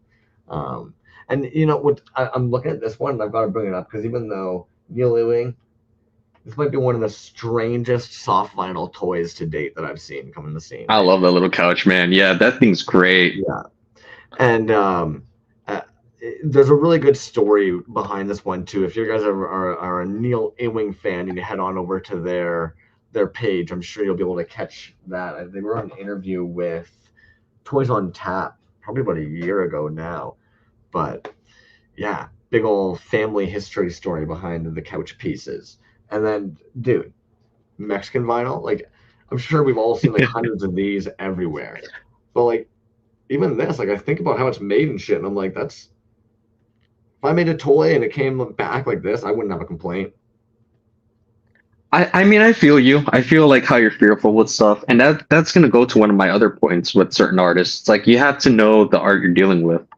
Like, Yeah. I'll be honest. One of my grails, I was graciously gifted one of my grails from like a good friend, Okay. and it wasn't until I found out like how old the piece was. It's still relatively young, but it's still old enough where like a certain like part of like the windshield to it kind of cracks over time. I'm just like, man, I got to be careful with this. And then other ones, I handle it. And I'm like, yeah, you could just throw it down the stairs; it'll be fine. But it's like, one of my favorites was like a little pink Easter Island moai head. And what's so heartbreaking is finding out that the artists that use the paint they use is super sensitive. And man, I remember taking one of the pieces out, like out to town to take photos of. and I started noticing scuffs on like the nice fading finish. I'm just like, oh man, I wish I knew that sooner. I wish I knew that that artist uses a certain type of paint. And then just come back home with the like dinked up and stuff. I'm like, all right, me being me, I'll fix it up with like airbrushing when I get the paint. I'll do it myself. I care that much for that piece that I'll do it myself. But then there's other artists where it's like, yeah, I could just toss this in the bag, whatever. But that's one of the things to side tangent to soft vinyl is that they really admire like the plain look of the plastic they pull. Like they're really about like how the color comes out of like the plastic they pull, how much is necessarily needed to paint over to get the image you're trying to get across while preserving the most like paint. I mean, not paint, bare plastic. I've heard that as well. Is that realistically a lot of it comes down to you don't want to bury the vinyl. You're supposed to play with the vinyl color, use it and stuff. I was even trying to look into it like the other day, and I'm sure you'd have more of an understanding of it. But like, I wish there was a better catalog of the names for old school vinyl paint apps. Like a Tequila Sunrise. I know is probably like one of the few that comes to my mind, but there's just certain quote unquote paint combos or apps that I just think work really well together, and you normally see on vinyl. It was funny when we were talking about the scuffs earlier today. I in my creeping for toys ended up on a COS Bounty Hunter companion piece, and it was going for like 2,500, and it had fucking scuffs all over it. And all I could think of, like, this thing, it looked almost like somebody at like an thrift find or something, and you're just kind of like, yeah, like you probably didn't think that was ever going to be worth anything. You just never really know, man. Fun times. Do you have any pieces like that like you just kind of scooped it and it miraculously just kind of became very expensive? Yeah, plenty. I mean, we talked about this before. Like, it's fortunate and unfortunate at the same time. There's a whole landscape to this. It's like, how do I say this? You could be as much as the butthole you want to be as a collector. And that is a choice you make by yourself. You could find a person who's looking for a piece that you're tired of, be the gentleman and sell them for the price you paid, even lower if you feel generous. Or you could be that person like, hey, this is a piece that I've owned for years. I'm not necessarily gonna price it at like flipping it, but over time the value does go up because of the quantity. It's a self-made choice. You could do either or, and it all depends on the person.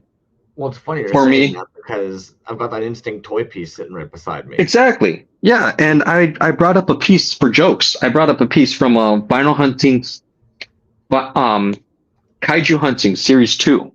I'm gonna pull up this piece, and a lot of people are just gonna be like, "Oh, this fucking shit." Like, excuse my language. I don't know if I'm allowed to swear. Always. And they're gonna be like, "Oh, this POS, this fucking thing," because they're sick of it. They know what it is in the scene, because unfortunately, it's a piece, and it's like, is it worth a lot? Yes. At the time, was it popular at the time of release? So and so. Intrigued.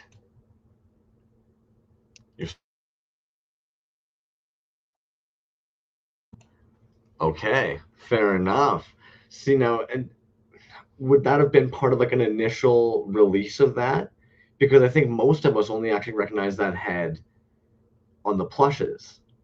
Yeah, this was way before the plushes. This was Vinyl Artists. I mean, no, not this was Kaiju Hunting. I think it was 2.0, because I know there's a 2.5. And then of course, their idea has blown up. Exactly. So this thing is like worth a lot of money, but at the time it was just like, it was like an piece. Like, was it worth slightly more than the other ones? Yeah, because it was starting to build up in popularity, but it was one of the featured artists in that series. And it's just one of those things where it's just like, you know, you notice it in the scene. It's like bear bricks. It's like there's a whole culture behind bear bricks and stuff. Like, do I collect them? No. Am I familiar with them? Sorta. Yeah. Do I have some here and there? Yes, actually. But it's honestly, it's like I said, it's jokes. Because the ones I do have, let me see if I can find them. Are they like Temu bootlegs? No, you're gonna laugh. You remember those blue guys I showed you earlier? Yeah. Oh, are they now? What the? Oh my god. Okay, so I do understand why you would have those bear bricks because yeah, that's so stupid. And those are vinyl. No, those are bear bricks. It's like some other sort of plastic, but man, it's all because of that goofy character. It's all because of that. Bear bricks does their thing where it's like, all right, we choose an artist, we choose a flag, we choose these themes, we choose a franchise and stuff, and sometimes they catch stuff. It's like it's the same thing like with Funko Pops, where it's like, all right, here's some iconic characters and stuff, go nuts. It's almost like minimalism. Let's see how many different ways we can explore and extort this one model or figure using nothing but paint apps and stuff. There you go. Yeah, it's funny you mentioned that, dude. When I grabbed I've got a soft vinyl from Mexico piece that when I grabbed it off the shelf today, it did that classic sticky where the weeping. As you're pulling it, you suddenly like yeah, it and you're like, oh, and then you rub and you can tell that there must be something in the actual casting process. This is such an ugly fucking beauty, but something in the casting process and not a clue. I remember because those things were old too. I think that the solution is actually going with the soft bristle brush. Like you got to make sure it's like a soft bristle brush, like a toothbrush, but like a soft one. And just use like regular like dish soap, but make sure you wash it thoroughly. It took a couple of scrubs with the old vinyl artist gotchas, which were not the vinyl artist gotchas, the kaiju huntings, because we came across those. Like some collectors came across those sealed in a box, like a cardboard box, and that happened where they actually started getting sticky. It's just a mixture of dish soap, soft bristle brush, and just really going in there. It takes a little time, but like you try it a couple of times, you kind of see where you're at with the progress, and then hopefully the weeping isn't bad enough where it's actually taking out like plastic particles and stuff, and it's just I don't know what it is, like just off gassing of the plastic that you're cleaning off. Yeah. I would imagine for a lot of us too, it depends on where we live even. Like, have you guys all been seeing lately those posts of like sneakerheads sharing their shoes that are in the boxes just fucking crumbling apart? Brand new Jordans. It's almost a similar idea. And that's what I was going to talk to you about, resin versus vinyl. Like when we talk about resin and vinyl and stuff, and a lot of the key factors is like availability, accessibility, the exclusiveness of making a toy out there and stuff. But honestly, where I really stand with that kind of stuff is that resin is what truly what makes it like a art piece that stays in time. Like just the quality and the way you cast it and stuff. It lasts a lot longer than vinyl. Like you're not going to come across, you might get like miscast, you might have like bubbling here and there might be some issues, but if you do it right, it lasts for like a super long time versus vinyl. You don't have to worry about like weeping as much and stuff. But that's where I feel like there's a divide of like, could you make an art piece with soft vinyl? Yeah. Could you make one with resin?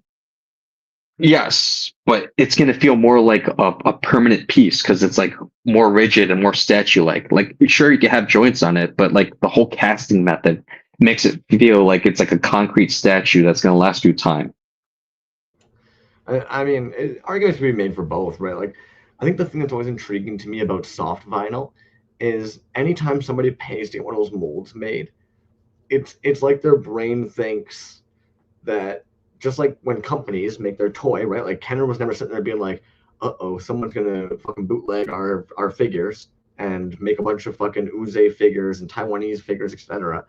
And it's almost like a bunch of these dudes pay these companies to make a steel mold, which will essentially last hopefully forever, and assume that Mhm. when they die, nobody else is going to randomly come across that mold, buy those assets, etc., and go, "Hey, I'm down to make as many of these as I fucking want now." I have no idea who Science Patrol know because he pulls his own shit. But like, imagine if you were somebody like Sleeping Naps, right? And imagine when they were back in New York still. If all of a sudden you were finding out this company is just pulling your toys and selling them to random bodegas and stuff in Japan, and you're in the States having no idea that your toy is being mass produced and sold, heathered with shit that's not even yours. Like, it's just kind of jokes, man. But I mean, realistically, those molds should still be around forever, right? That's the Yeah, idea. but what I'm saying is like when it comes to like a person to person thing, it's like you're not that person is gonna have a hard time like finding a replacement, Yeah. especially if like an artist is defunct or if an artist is not willing to like give away their molds and stuff. What's a little funny is we're talking about like aging and shit, and this was one of the first pieces I could come across today. This is for anybody who likes a little history of it all. Apparently, this is considered one of like the first Sofubi pieces being mass produced in Japan, and it's a Wow. milk drinking doll. So it kind of makes sense that the fact that they wanted the functionality or whatever, it's a hollow body doll plastic. And when you think about that head material, it kind of makes sense when you picture rubber duckies and some of the toys we play with. I just thought that was kind of jokes that it's like, shit, man, these are apparently highly sought after pieces. There it is. Toys, toys, toys. What is that eye thing that you've got down below on there, man? Because I don't think you've discussed that, but you have it sitting there. Oh yeah, you brought up like just getting as much as the plastic as possible unpainted. And I thought this one was like a good representation of it because you see all these little like sculpts and all that, and just like the clarity of the plastic, you get the most out of like this character here. And then when it comes to the eye, you mostly just get this little like shield here along with the eyepiece and the little doll eye, and you get to like take in that fact. But then at the same time, you get like all these little cool angles from the just the pure plastic look of it. Is the doll eye inserted from in behind? Oh, it was inserted from this way, so it's like Okay, it's got that little like peg back there. Okay, Yeah. interesting. When it comes to finding vinyl yourself, what do you currently kind of look for? Do you mean like new pieces? Yeah. Also, given what you have in your collection, it's comical to me that you and Sarugamark, when I first met them, were pretty tight. Because like Sarugamark's work is fairly different than what you seem to primarily have. Are you wait? I guess that What are you wasn't really saying? a Like, question. It's just comical to me that like a lot of the work you have on your desk is so clean, and I mean, all the love to Surgamark. I love their work, but like, let's be real. Like, their stuff is kind of comical, um, a little less like clean, fine lined. I don't know what wording I would use, but Sarugamark and Science Patrol are two very different styles. yeah, I mean he's doing minis now, and he's doing like mostly goblin stuff, and it really fits his style. It's like really crude, really like brash, and it's a mixture of just like organic and a non-organic elements that make kind of like a character that goblin character, and I love it. It's a fun look. Um, Me being me, I like I said, I've been around Gunpla, so I appreciate clean lines and stuff and like flat surfaces. But then I like to like get weird stuff. Like you saw those little business guy monsters, right? They have a plenty of texture to them. Like, and then we find each other like liking like similar things here and there. So I wouldn't say we're like too far apart, but at the same time, it's like we have our differences. I like big robots. He likes goblins. I mean, I pulled them up for a second even because I knew they'd been doing the caveman. I wanted to find the goblins, but I'm even looking at these two new dinos that, I mean, I say new, but 2024. But jeez, dude. Yeah, those are fun. I actually got a hold of a few of those sculpts, and it's like they have a nice like fun texture to them. Like, it's Those are different. hilarious. Yeah, that self pulled vinyl is like it hits different. There's like a Dude, these helmets are fucking hilarious. Where dude, I love those helmets, man. I photoshopped like random people wearing those helmets and just send it to him just for jokes. I love the fact that like they sold out very quickly too. Yeah, they're super funny. Fuck, man. Now, and again, maybe I'm lost, but like, is that a thing? Is that like a vintage thing? Am I missing something? I don't know. Honestly, I don't know. That's a Zarugamar question. No doubt. We'll have to pull them in sometime then soon. Fuck, man. When are we gonna see you make your own toy? I don't know, man. What if I get a deadline? Oh, stop with that deadline shit. I don't have any like super hardcore ideas yet. I mean, I like painting other people's stuff. I mean, as far as things go, if I have any ideas floating in my head of a custom toy, I haven't really like, you know, thought too hard about it to like actually make it into fruition. Maybe just a few passing thoughts here and there of like concepts. That's about it. Yo, you shared this Lee toy with me, and I had this prepped and ready to go today as well. But you've shared this guy with me for like 2 years now, minimum. The He's fuck fun. is it? The colors? Is that what it is? They're just a fun. They're so funny. I love them. Like their work is actually fun. And if you scroll down and see like the rings they have, their rings have like such a nice clarity to them. And it's just the paint app and all that. Well, I will say caution. I will heed caution. It's like love them. Their paints handle with care. Just you got to handle that paint with care. Fair. Because you know I already got my heart broken twice with two of their pieces. I'm still gonna keep them. I still love them. I'm gonna try to fix them and stuff. But man, that paint ain't durable. A bunch of the dudes were talking about how they use floor sealer. Drea Zay's actually ended up sharing the product they use, but they're clear coating. I think it was them and Fletch were commenting that they use a floor sealer lately for like their sealant, and I've been Yeah, yeah. to try that, man. You know, they actually did that in the Gunpla hobby. That's not the first time I've heard that. They've done that with the Gunpla hobby where they've actually used floor sealer on like lacquer or alclad. But yeah, those Gunpla people use some harsh chemicals and like harsh like paints too. Like they have quite a vocabulary with BOCs and off gassing, and I take a few pointers here and there. Like I often find myself going to forums and just reading up and just I'm up to par, making sure I'm up to par with like their painting standards, just to make sure that you know everything's like looking right.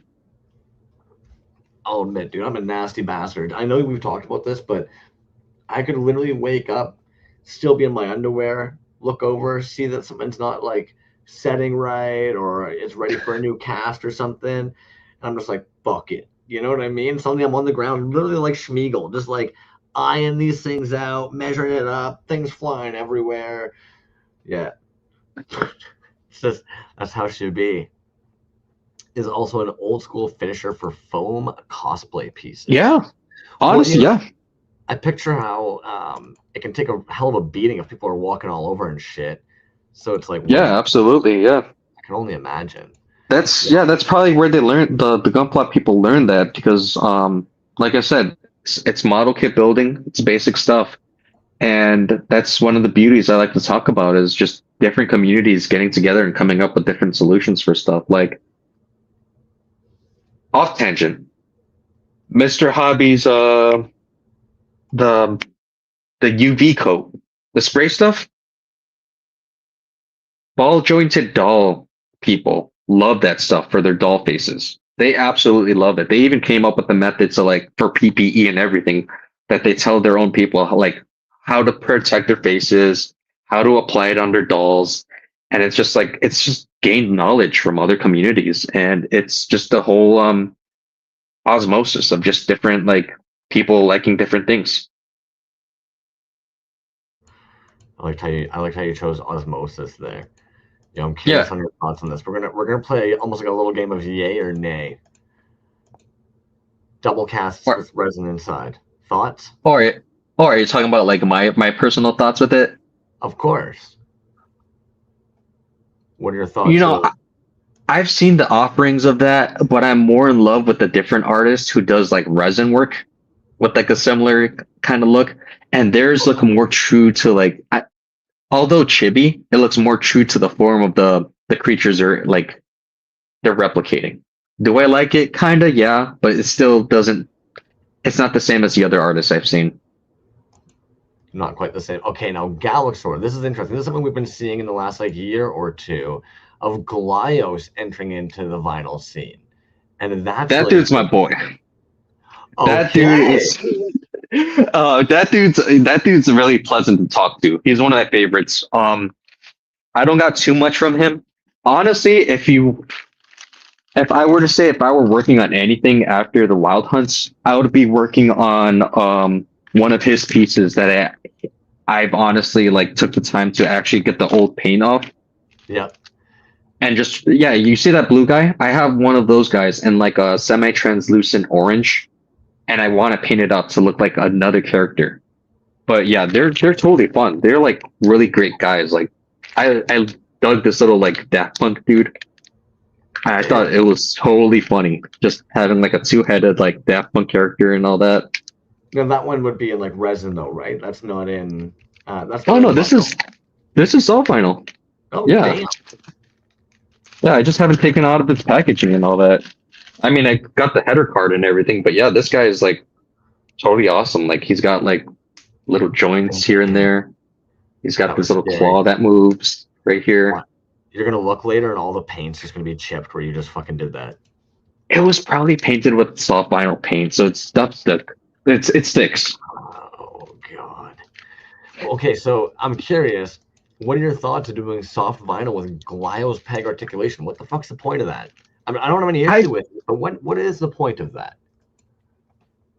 I think when you say the articulation, are you talking about because this is I forgot the name of the type of jointing like that soft vinyl uses, but this is traditional like joints up here.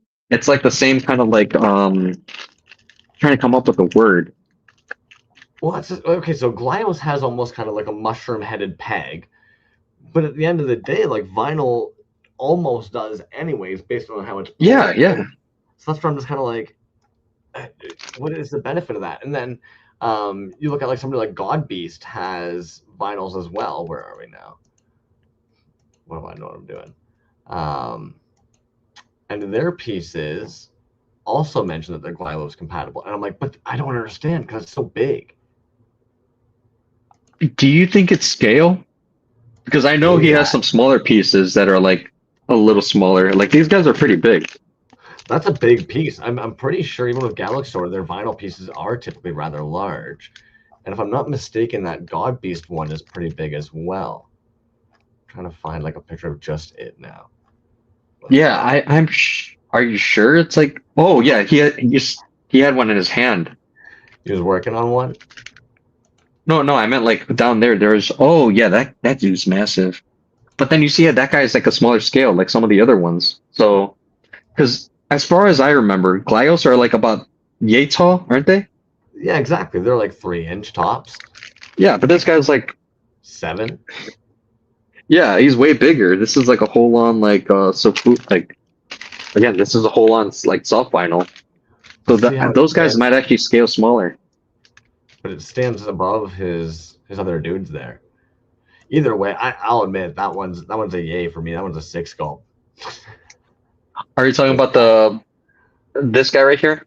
Yeah, Oh yeah, they're absolutely fun. I dig the detail on it. a big old fucking mouth on it. Gorgeous. I mean, Love it just when you say yay or nay, it's like, is it personal preference you're asking me, or like execution of like the thought? Of course, personal preference. What more can you really offer besides your own opinion? Okay, so like it's a different question if you're asking me like if I would buy it for myself. Check this motherfucker. It's funny. I mean, they're fun. Like that guy, I'd possibly buy it for myself, but a different colorway. Like Right? it's totally fun. I do like the little outstretched arms on it and like little ruffling like detail on the chest. That's great. It's quote unquote janky. Yeah, it The work is. is janky in a good way. Now, King Hideous Toys. If I'm not mistaken, this was you that tossed this my way. Did I? I don't remember.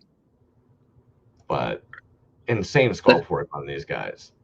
that seems like really I wouldn't like 100% say, but it seems like something that Saruga Mark would like. Fair. There's like a rawness to it. Like I know And there's a whole gory, category. There's a whole category of like that they call like gore vinyl that I'm not like quite into. like Grody Shogun. I think Grody Shogun's like a gore vinyl, but I've seen like harder stuff that's like intestinal, more like um what's the word for like blood and Horror, organs? gore, Yeah, well, visceral. gore, What would visceral. you There we say? go. It's like more visceral and stuff. Like I'm not quite into it, but again, um, there's different audiences for that kind of stuff. You seen this guy?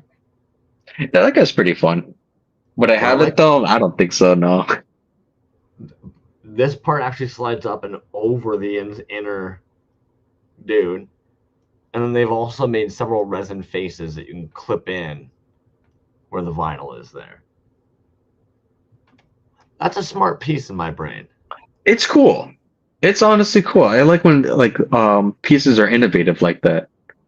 Like I I feel like if you're gonna do vinyl, I feel like sometimes there should be like a reason, whether it be like the pull or like the actual style of it.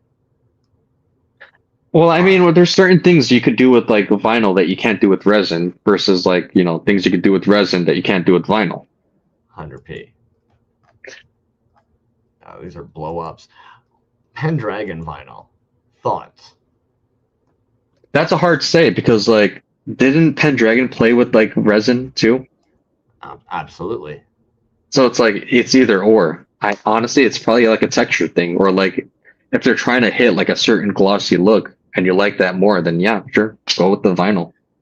So now I'm even kind of curious about this with your opinion. Would you like, if you're collecting something, do you like, and you've already mentioned you kind of like that humanistic approach to it, but would you say you like something more clean and crisp like this? Or is it more fun to you when you're looking at something, let's say like even, oh goodness me, Last Resort Toys, hand sculpted, a little bit more human kind of vibe to their work?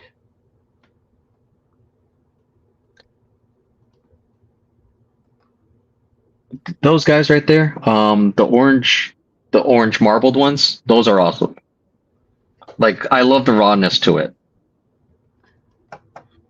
Yeah, I do feel like it's hard. Pendragon makes it work for Pendragon. That's almost the way I'm going to Right. make that work. His brand has kind of always been this like sharp cuts. So I feel like for them, it's almost fitting that their vinyl is also very quote unquote clean. Right. The other thing with I mean, vinyl, go ahead.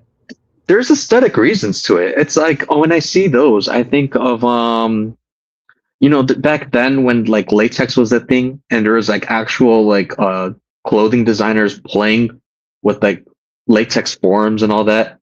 Um, there was a certain look to it, a certain aesthetic of like a clean sheen and just like what's it called? Like there's like a smoothness to it and a shine that like really made like latex work for that type of like clothes design. And when I see those Pendragon ones, I'm like, yeah, he's really working with the medium of like vinyl and all that. Like you could pull it off with like a resin, sure, but like the results are almost immediate. Like the transparency they could get with vinyl, like really works with his style. And honestly, it's like it works. It like that piece honestly looks like really fun to hold and just like have it in your hand and be like, wow, these kind of like hoses and stuff, these spikes right here feel like totally different. It works with that, and it's brilliant. And then you have stuff like that where it's like you look at that figure, you see all the jointing and stuff, and it's a really fun dude. He's a real goofy fun dude. Resin Jam has been able to do a lot with that character as well. He's Yeah, produced it several times over. The thing with vinyl is nice too is a lot of times, like we even saw it with the Grody, that head swap that they did. That realistically, if you get your jointing right, you can actually do collaborations with other people where you're just doing head swaps or body swaps. yeah. I know someone that does that a lot was JM Rampage, I think. And then Yeah, I'm sorry, like I'm running on low fuel. yeah, man. Buana spoons. Rampage and Buona, I feel like the OGs at this point. The most They OG love like punk hit vinyl batching guy. stuff. Yeah, when it comes to mixing parts and stuff, they're so fun at it. Especially when Jam Ratchet pages the little vehicles. And tiny heads on top. Yeah, Thoughts on those are speed? absolutely fun. What are What your was thoughts that? on speed skulls? Those are fun. They have like literally classic looks of them. So speed skulls are big in the tattoo community. Really? And this part here. And so it's kind of fun to see that Resin Blood, being a big tattoo artist and everything, has actually now merged it into a vinyl toy as well. I wasn't Okay, sure. that's cool. I didn't know about that. No, I'm not familiar with that kind of culture, but it's cool knowing about that. Well, these stupid things. Soft vinyl, Japan. Those those are funny. Japan. Now, Honestly, anyone just a Mr. Peanut skeleton. it reminds me of a stupid video I watched, but it's like, yeah, it's funny. It's charming in its own right, and it.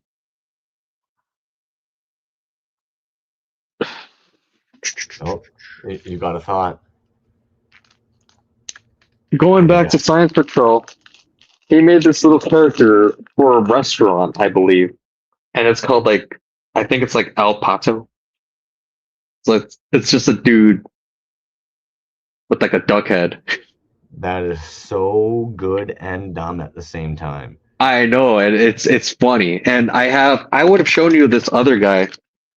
I forgot his. I think his name is Maurice, and it's a parody on Pickles the Frog. I'm not sure if you're familiar with Pickles the Frog, I'm but not it's at like a all, but beloved like plush toy of a frog and stuff. And he did his own parody called Maurice, where it's just this weird looking frog that has his dong out. oh man. Like I took it apart just to fix the chest, just to repaint it because I got that part scuffed. And like it has this total dong out and everything. It just makes me laugh. But let me see if I can find this. I was No, gonna I say can't find it. I can't find his chest. we're gonna put you on the spot. Show us some of your favorite pieces that you have currently acquired or that you currently have in your collection. Um, there's honestly a bunch, but like I've already showed you Science Patrol stuff. But if I were to pick something random, or let me put here. I got a good one, a semi good Okay. one, and then I have a fun one. Or actually, I have to change that. Let me just show you the sentimental one. So I was looking for these guys because they were like a little duo, and they were sold around the time. Hey, Crumbs, did you got the other camera set? You there? Sorry, I had to run away for a second. Yeah. Oh, I'm sorry, dude. No, that's okay. These 2-hour shows, they crush my. Oh fuck! I know what those are. Yeah, I had a friend actually get these for me. These were Misty Fog Toys and Gargamel. Gargamel's like one of the OGs of like vinyl toys and stuff, and their plastic quality is like super crisp.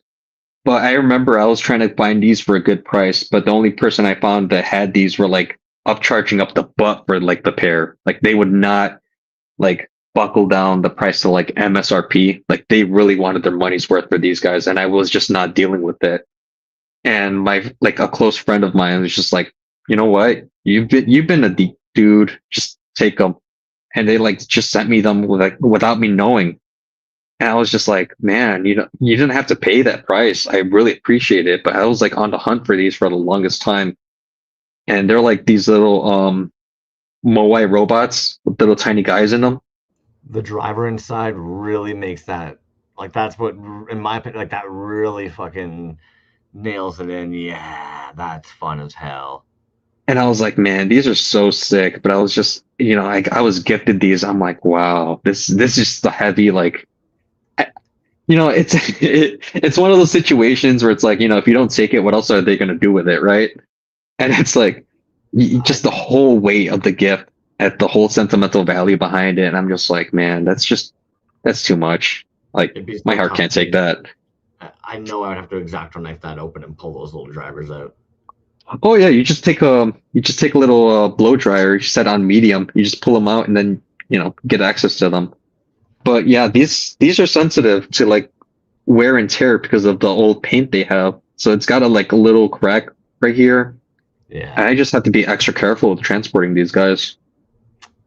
Yeah. Those are fucking sick, man. Yeah, they're awesome. And I was like, I'd show you another fun piece, but I realized, oh, it's the same set. It was the same release. So it really doesn't make a difference. I might as well just show you the one that means more like sentimental value than just the other piece. So fair. That was it.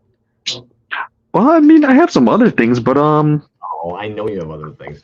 I expected, like, okay, with these dudes here, whatever happened to these guys, man? I was gonna bring up one of those, like, Anonymous Rat. If you guys aren't familiar, Anonymous Rat. Some of the sickest this is like some of the sickest fucking toys, and yet they disappeared, unfortunately. Do you remember Peach Man? How successful that first run of Peach Man did, man? I'll be totally honest here. I was on their website the other day. I was gonna order Peach Man. I had everything already on their website. Their website's still up. Yeah. And then I'm checking out, and it's like, cannot ship to your location, or no shipping options available at this time. And I'm just like, what? So even if I wanted one, I can't get one. I can't get a replacement flashlight. I can't get Peachman. I can't get any other character he has. And they just disappeared off the map. I don't know as much as you don't know. Like, they were big sweethearts in the community. Pins, t-shirts, fuck. They sent out a whole bunch of their blank Duckman. A whole bunch of people ended up getting a bunch of the blank Duckmans for them to just customize and paint however the heck they wanted to. Yeah, brilliant company, man. Yeah. Just a bummer to see that. Hell yeah, the banana one is like totally awesome. Right?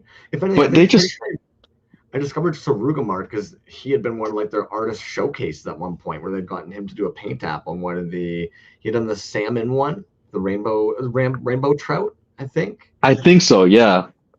Fuck. And they just disappeared. I don't know what happened. Like, I would occasionally like post a story here and there, and I would catch like one of the people actually look at my story, and I'm just like, should I hit them up? Is it impolite just to be like, hey, where'd you go? But yeah, there was two of them. It was, from my understanding, it was basically just two of them. That's what I believe, but they disappeared off the map, and it makes me sad. It makes me sad to think about it. I'm happy I have my figures, And of course, I take the Peach Man here and there, and I tag them like Right. and stuff. But it's just like they just Moved on. Yo. probably I don't know. So 2, 1. I know you know this guy. Fucking Oh, garbage that toy. guy's totally funny. I remember what happened with that store. That was hilarious. And then what I love about toys is this is actually from number 2 combo. This is a team over in Toronto. Like, what an insane difference in vinyl when you consider something like this guy and something like this fucking guy. Right? Dude, that sculpt is a fun one. Isn't it the same person? Isn't it the same person that made the one you have, that moth character, or am I thinking of it wrong? And No, one of the duos painted it. one of the duos might have painted it, but no. Okay, yeah. Who makes the one you've got?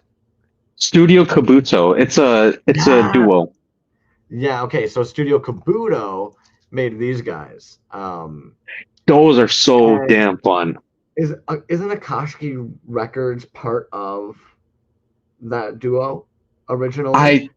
I think it was something like I again unfamiliar, but I thought it was something like Mushi Bros or something like that. Bro Studios, yeah. I think so. And then this sculpt was sick as fuck by then. it honestly the textures on it and the way it's designed is totally cool. Just like a horseshoe crab kind of like look. Love it. No, they killed that one. All right, dude. It's actually coming up to about the little after 2 hours. You want to show off anything off or talk about anything before we kick these guys out of here? I mean, do you want to like? Did you have any questions and stuff? Because like again, I know about the Gunpla hobby. I gave you like a whole rundown of like not the whole rundown, but like the general logistics of hey, be careful if you're painting with vinyl because that stuff's dangerous.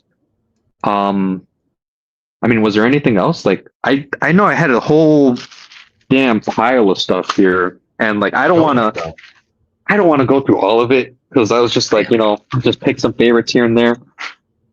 But you know, You've pulled all these toys together, and then meanwhile you're just sitting there, almost hesitant to share any of them now. well, yeah, because there's like bag pulls. I'm not trying to like have everyone stay like up the whole night, but you know what? I'll just highlight a few things. Gargamel. They make really crisp vendor bots. Like these are absolute crisp. Like I love the smoky clear like vinyl. Like these were some of my favorites. But if you Is that just the because they're like vendor corps or something. They're like little tiny like soldiers. I think they're like little tiny characters that go into like bigger mechs and stuff. But these are like absolutely fun. Oh, Grail piece. It's debatable. I feel like people who know me hate me because my answers are always loaded. I have to be very specific and be like, what do you mean by that? Do you mean it this way? Do you mean it that way? Do you mean it this way and stuff? There's so many directions I could take a Grail. But if you were to say 1 out of 1 custom, the house is on fire and you're grabbing one piece. I think that's kind of like a Grail piece. you would say that you would say house is on fire, grab one piece, and I'd be like, I could grab a whole damn shelf. I have a Tupperware I could run out of the house with, and if I feel brave enough, I could get the other Tupperware too. Grail piece. I will. I'm not gonna. I will say this: 1 out of 1 piece, because I went to a store that holds sentimental value to me because of the relationship I have with the store owner, totally being there when I was in the hobby, well, and still in the hobby, and the fact that I think they stopped the program because it was one of those things where you check into the store, you rack up points, and one of the highest things was getting a custom figure. And you could ask however you wanted it. And me being new to the hobby, I didn't realize that like, hey, this is an actual artist you're dealing with. They have their own preferences of colors and stuff. Maybe you should take the time to learn what they're good at. And I was just like, I want one of those nasty swamp monsters that's already an outlier for you.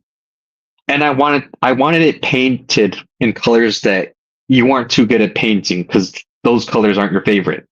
Because I didn't know at the time, and it's a 1 out of 1 custom, asking for someone to step out of their boundaries on accident.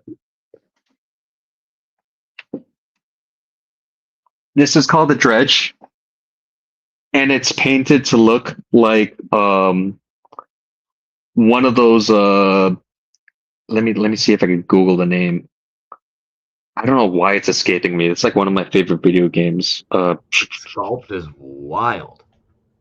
This is if anyone knows those big creatures from Fallout, the big guys, the lizard guys, there's a name for them.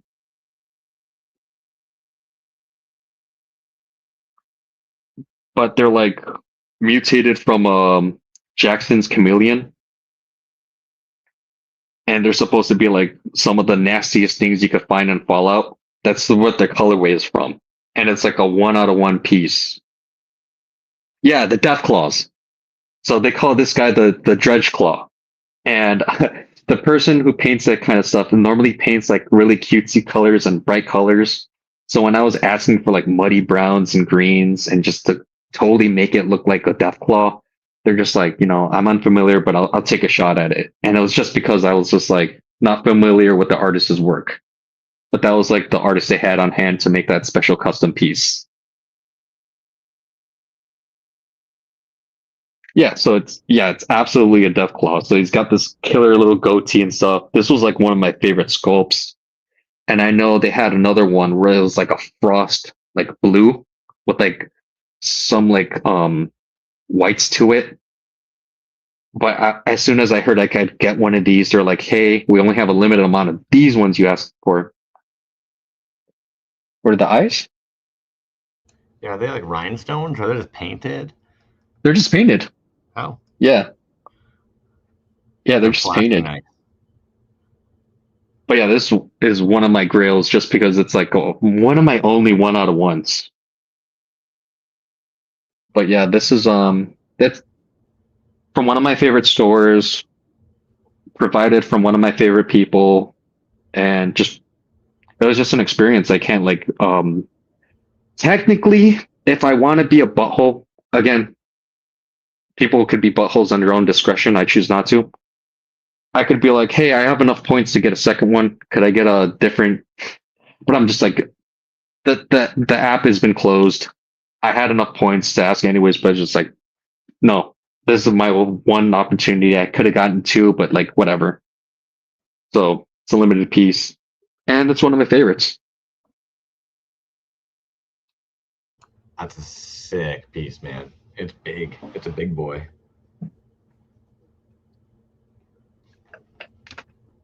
Yeah, so they're more like. Oh shit! They're like working with like brighter colors, though.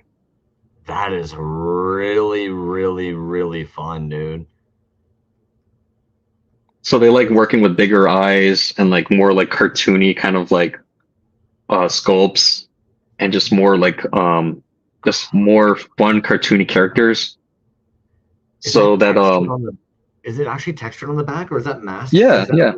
Like oh damn, that looks sick. It's a nice little texture on the back. He's got like a little fin right there too. I think this was 64 colors. Damn. That's the artist. And he's got like a nice like I don't know. He's got like a little texture, like actual like fish lips. So it's got like little ridges on the lips too. That's what I call Jazz's mom. Oh my god. Sorry. That's a gorgeous as fuck piece, man. When you're airbrushing or painting, like, do you like to play with brighter colors? Where do you kind of aim towards? I like where I'm aiming right now, I like I really like just how would you say robotic colors, or if you're not familiar with just mech stuff like flats, with just worn, like weathered, kind of like chipped paint here and there. I really lean towards like just like weathered looks. Just I say that, but then I do wild stuff like make volcanic textures here and there. So honestly, I'm stuck between just mechs and scenery. I just love both of those things. I can get down, man. All right. With that being said, my friend, we are rolling into the 2.5. I'm going to let these yahoos get on with their evening. I appreciate you coming in and hanging out tonight, dude. Oh yeah, absolutely, man. It's been a pleasure. Yeah. And I'm sorry if the conversation's kind of like, what's it called? They just kind of went on tangents or I lost thoughts here and there. I've been running on like like no sleep whatsoever. And I just like flipped over the little workshop trying to find everything for the show. And it's just like, I'm all over the place right now. So I apologize. No, I appreciate it, man. It's been an absolute pleasure. All right. We're going to wrap it up. Peace out, guys.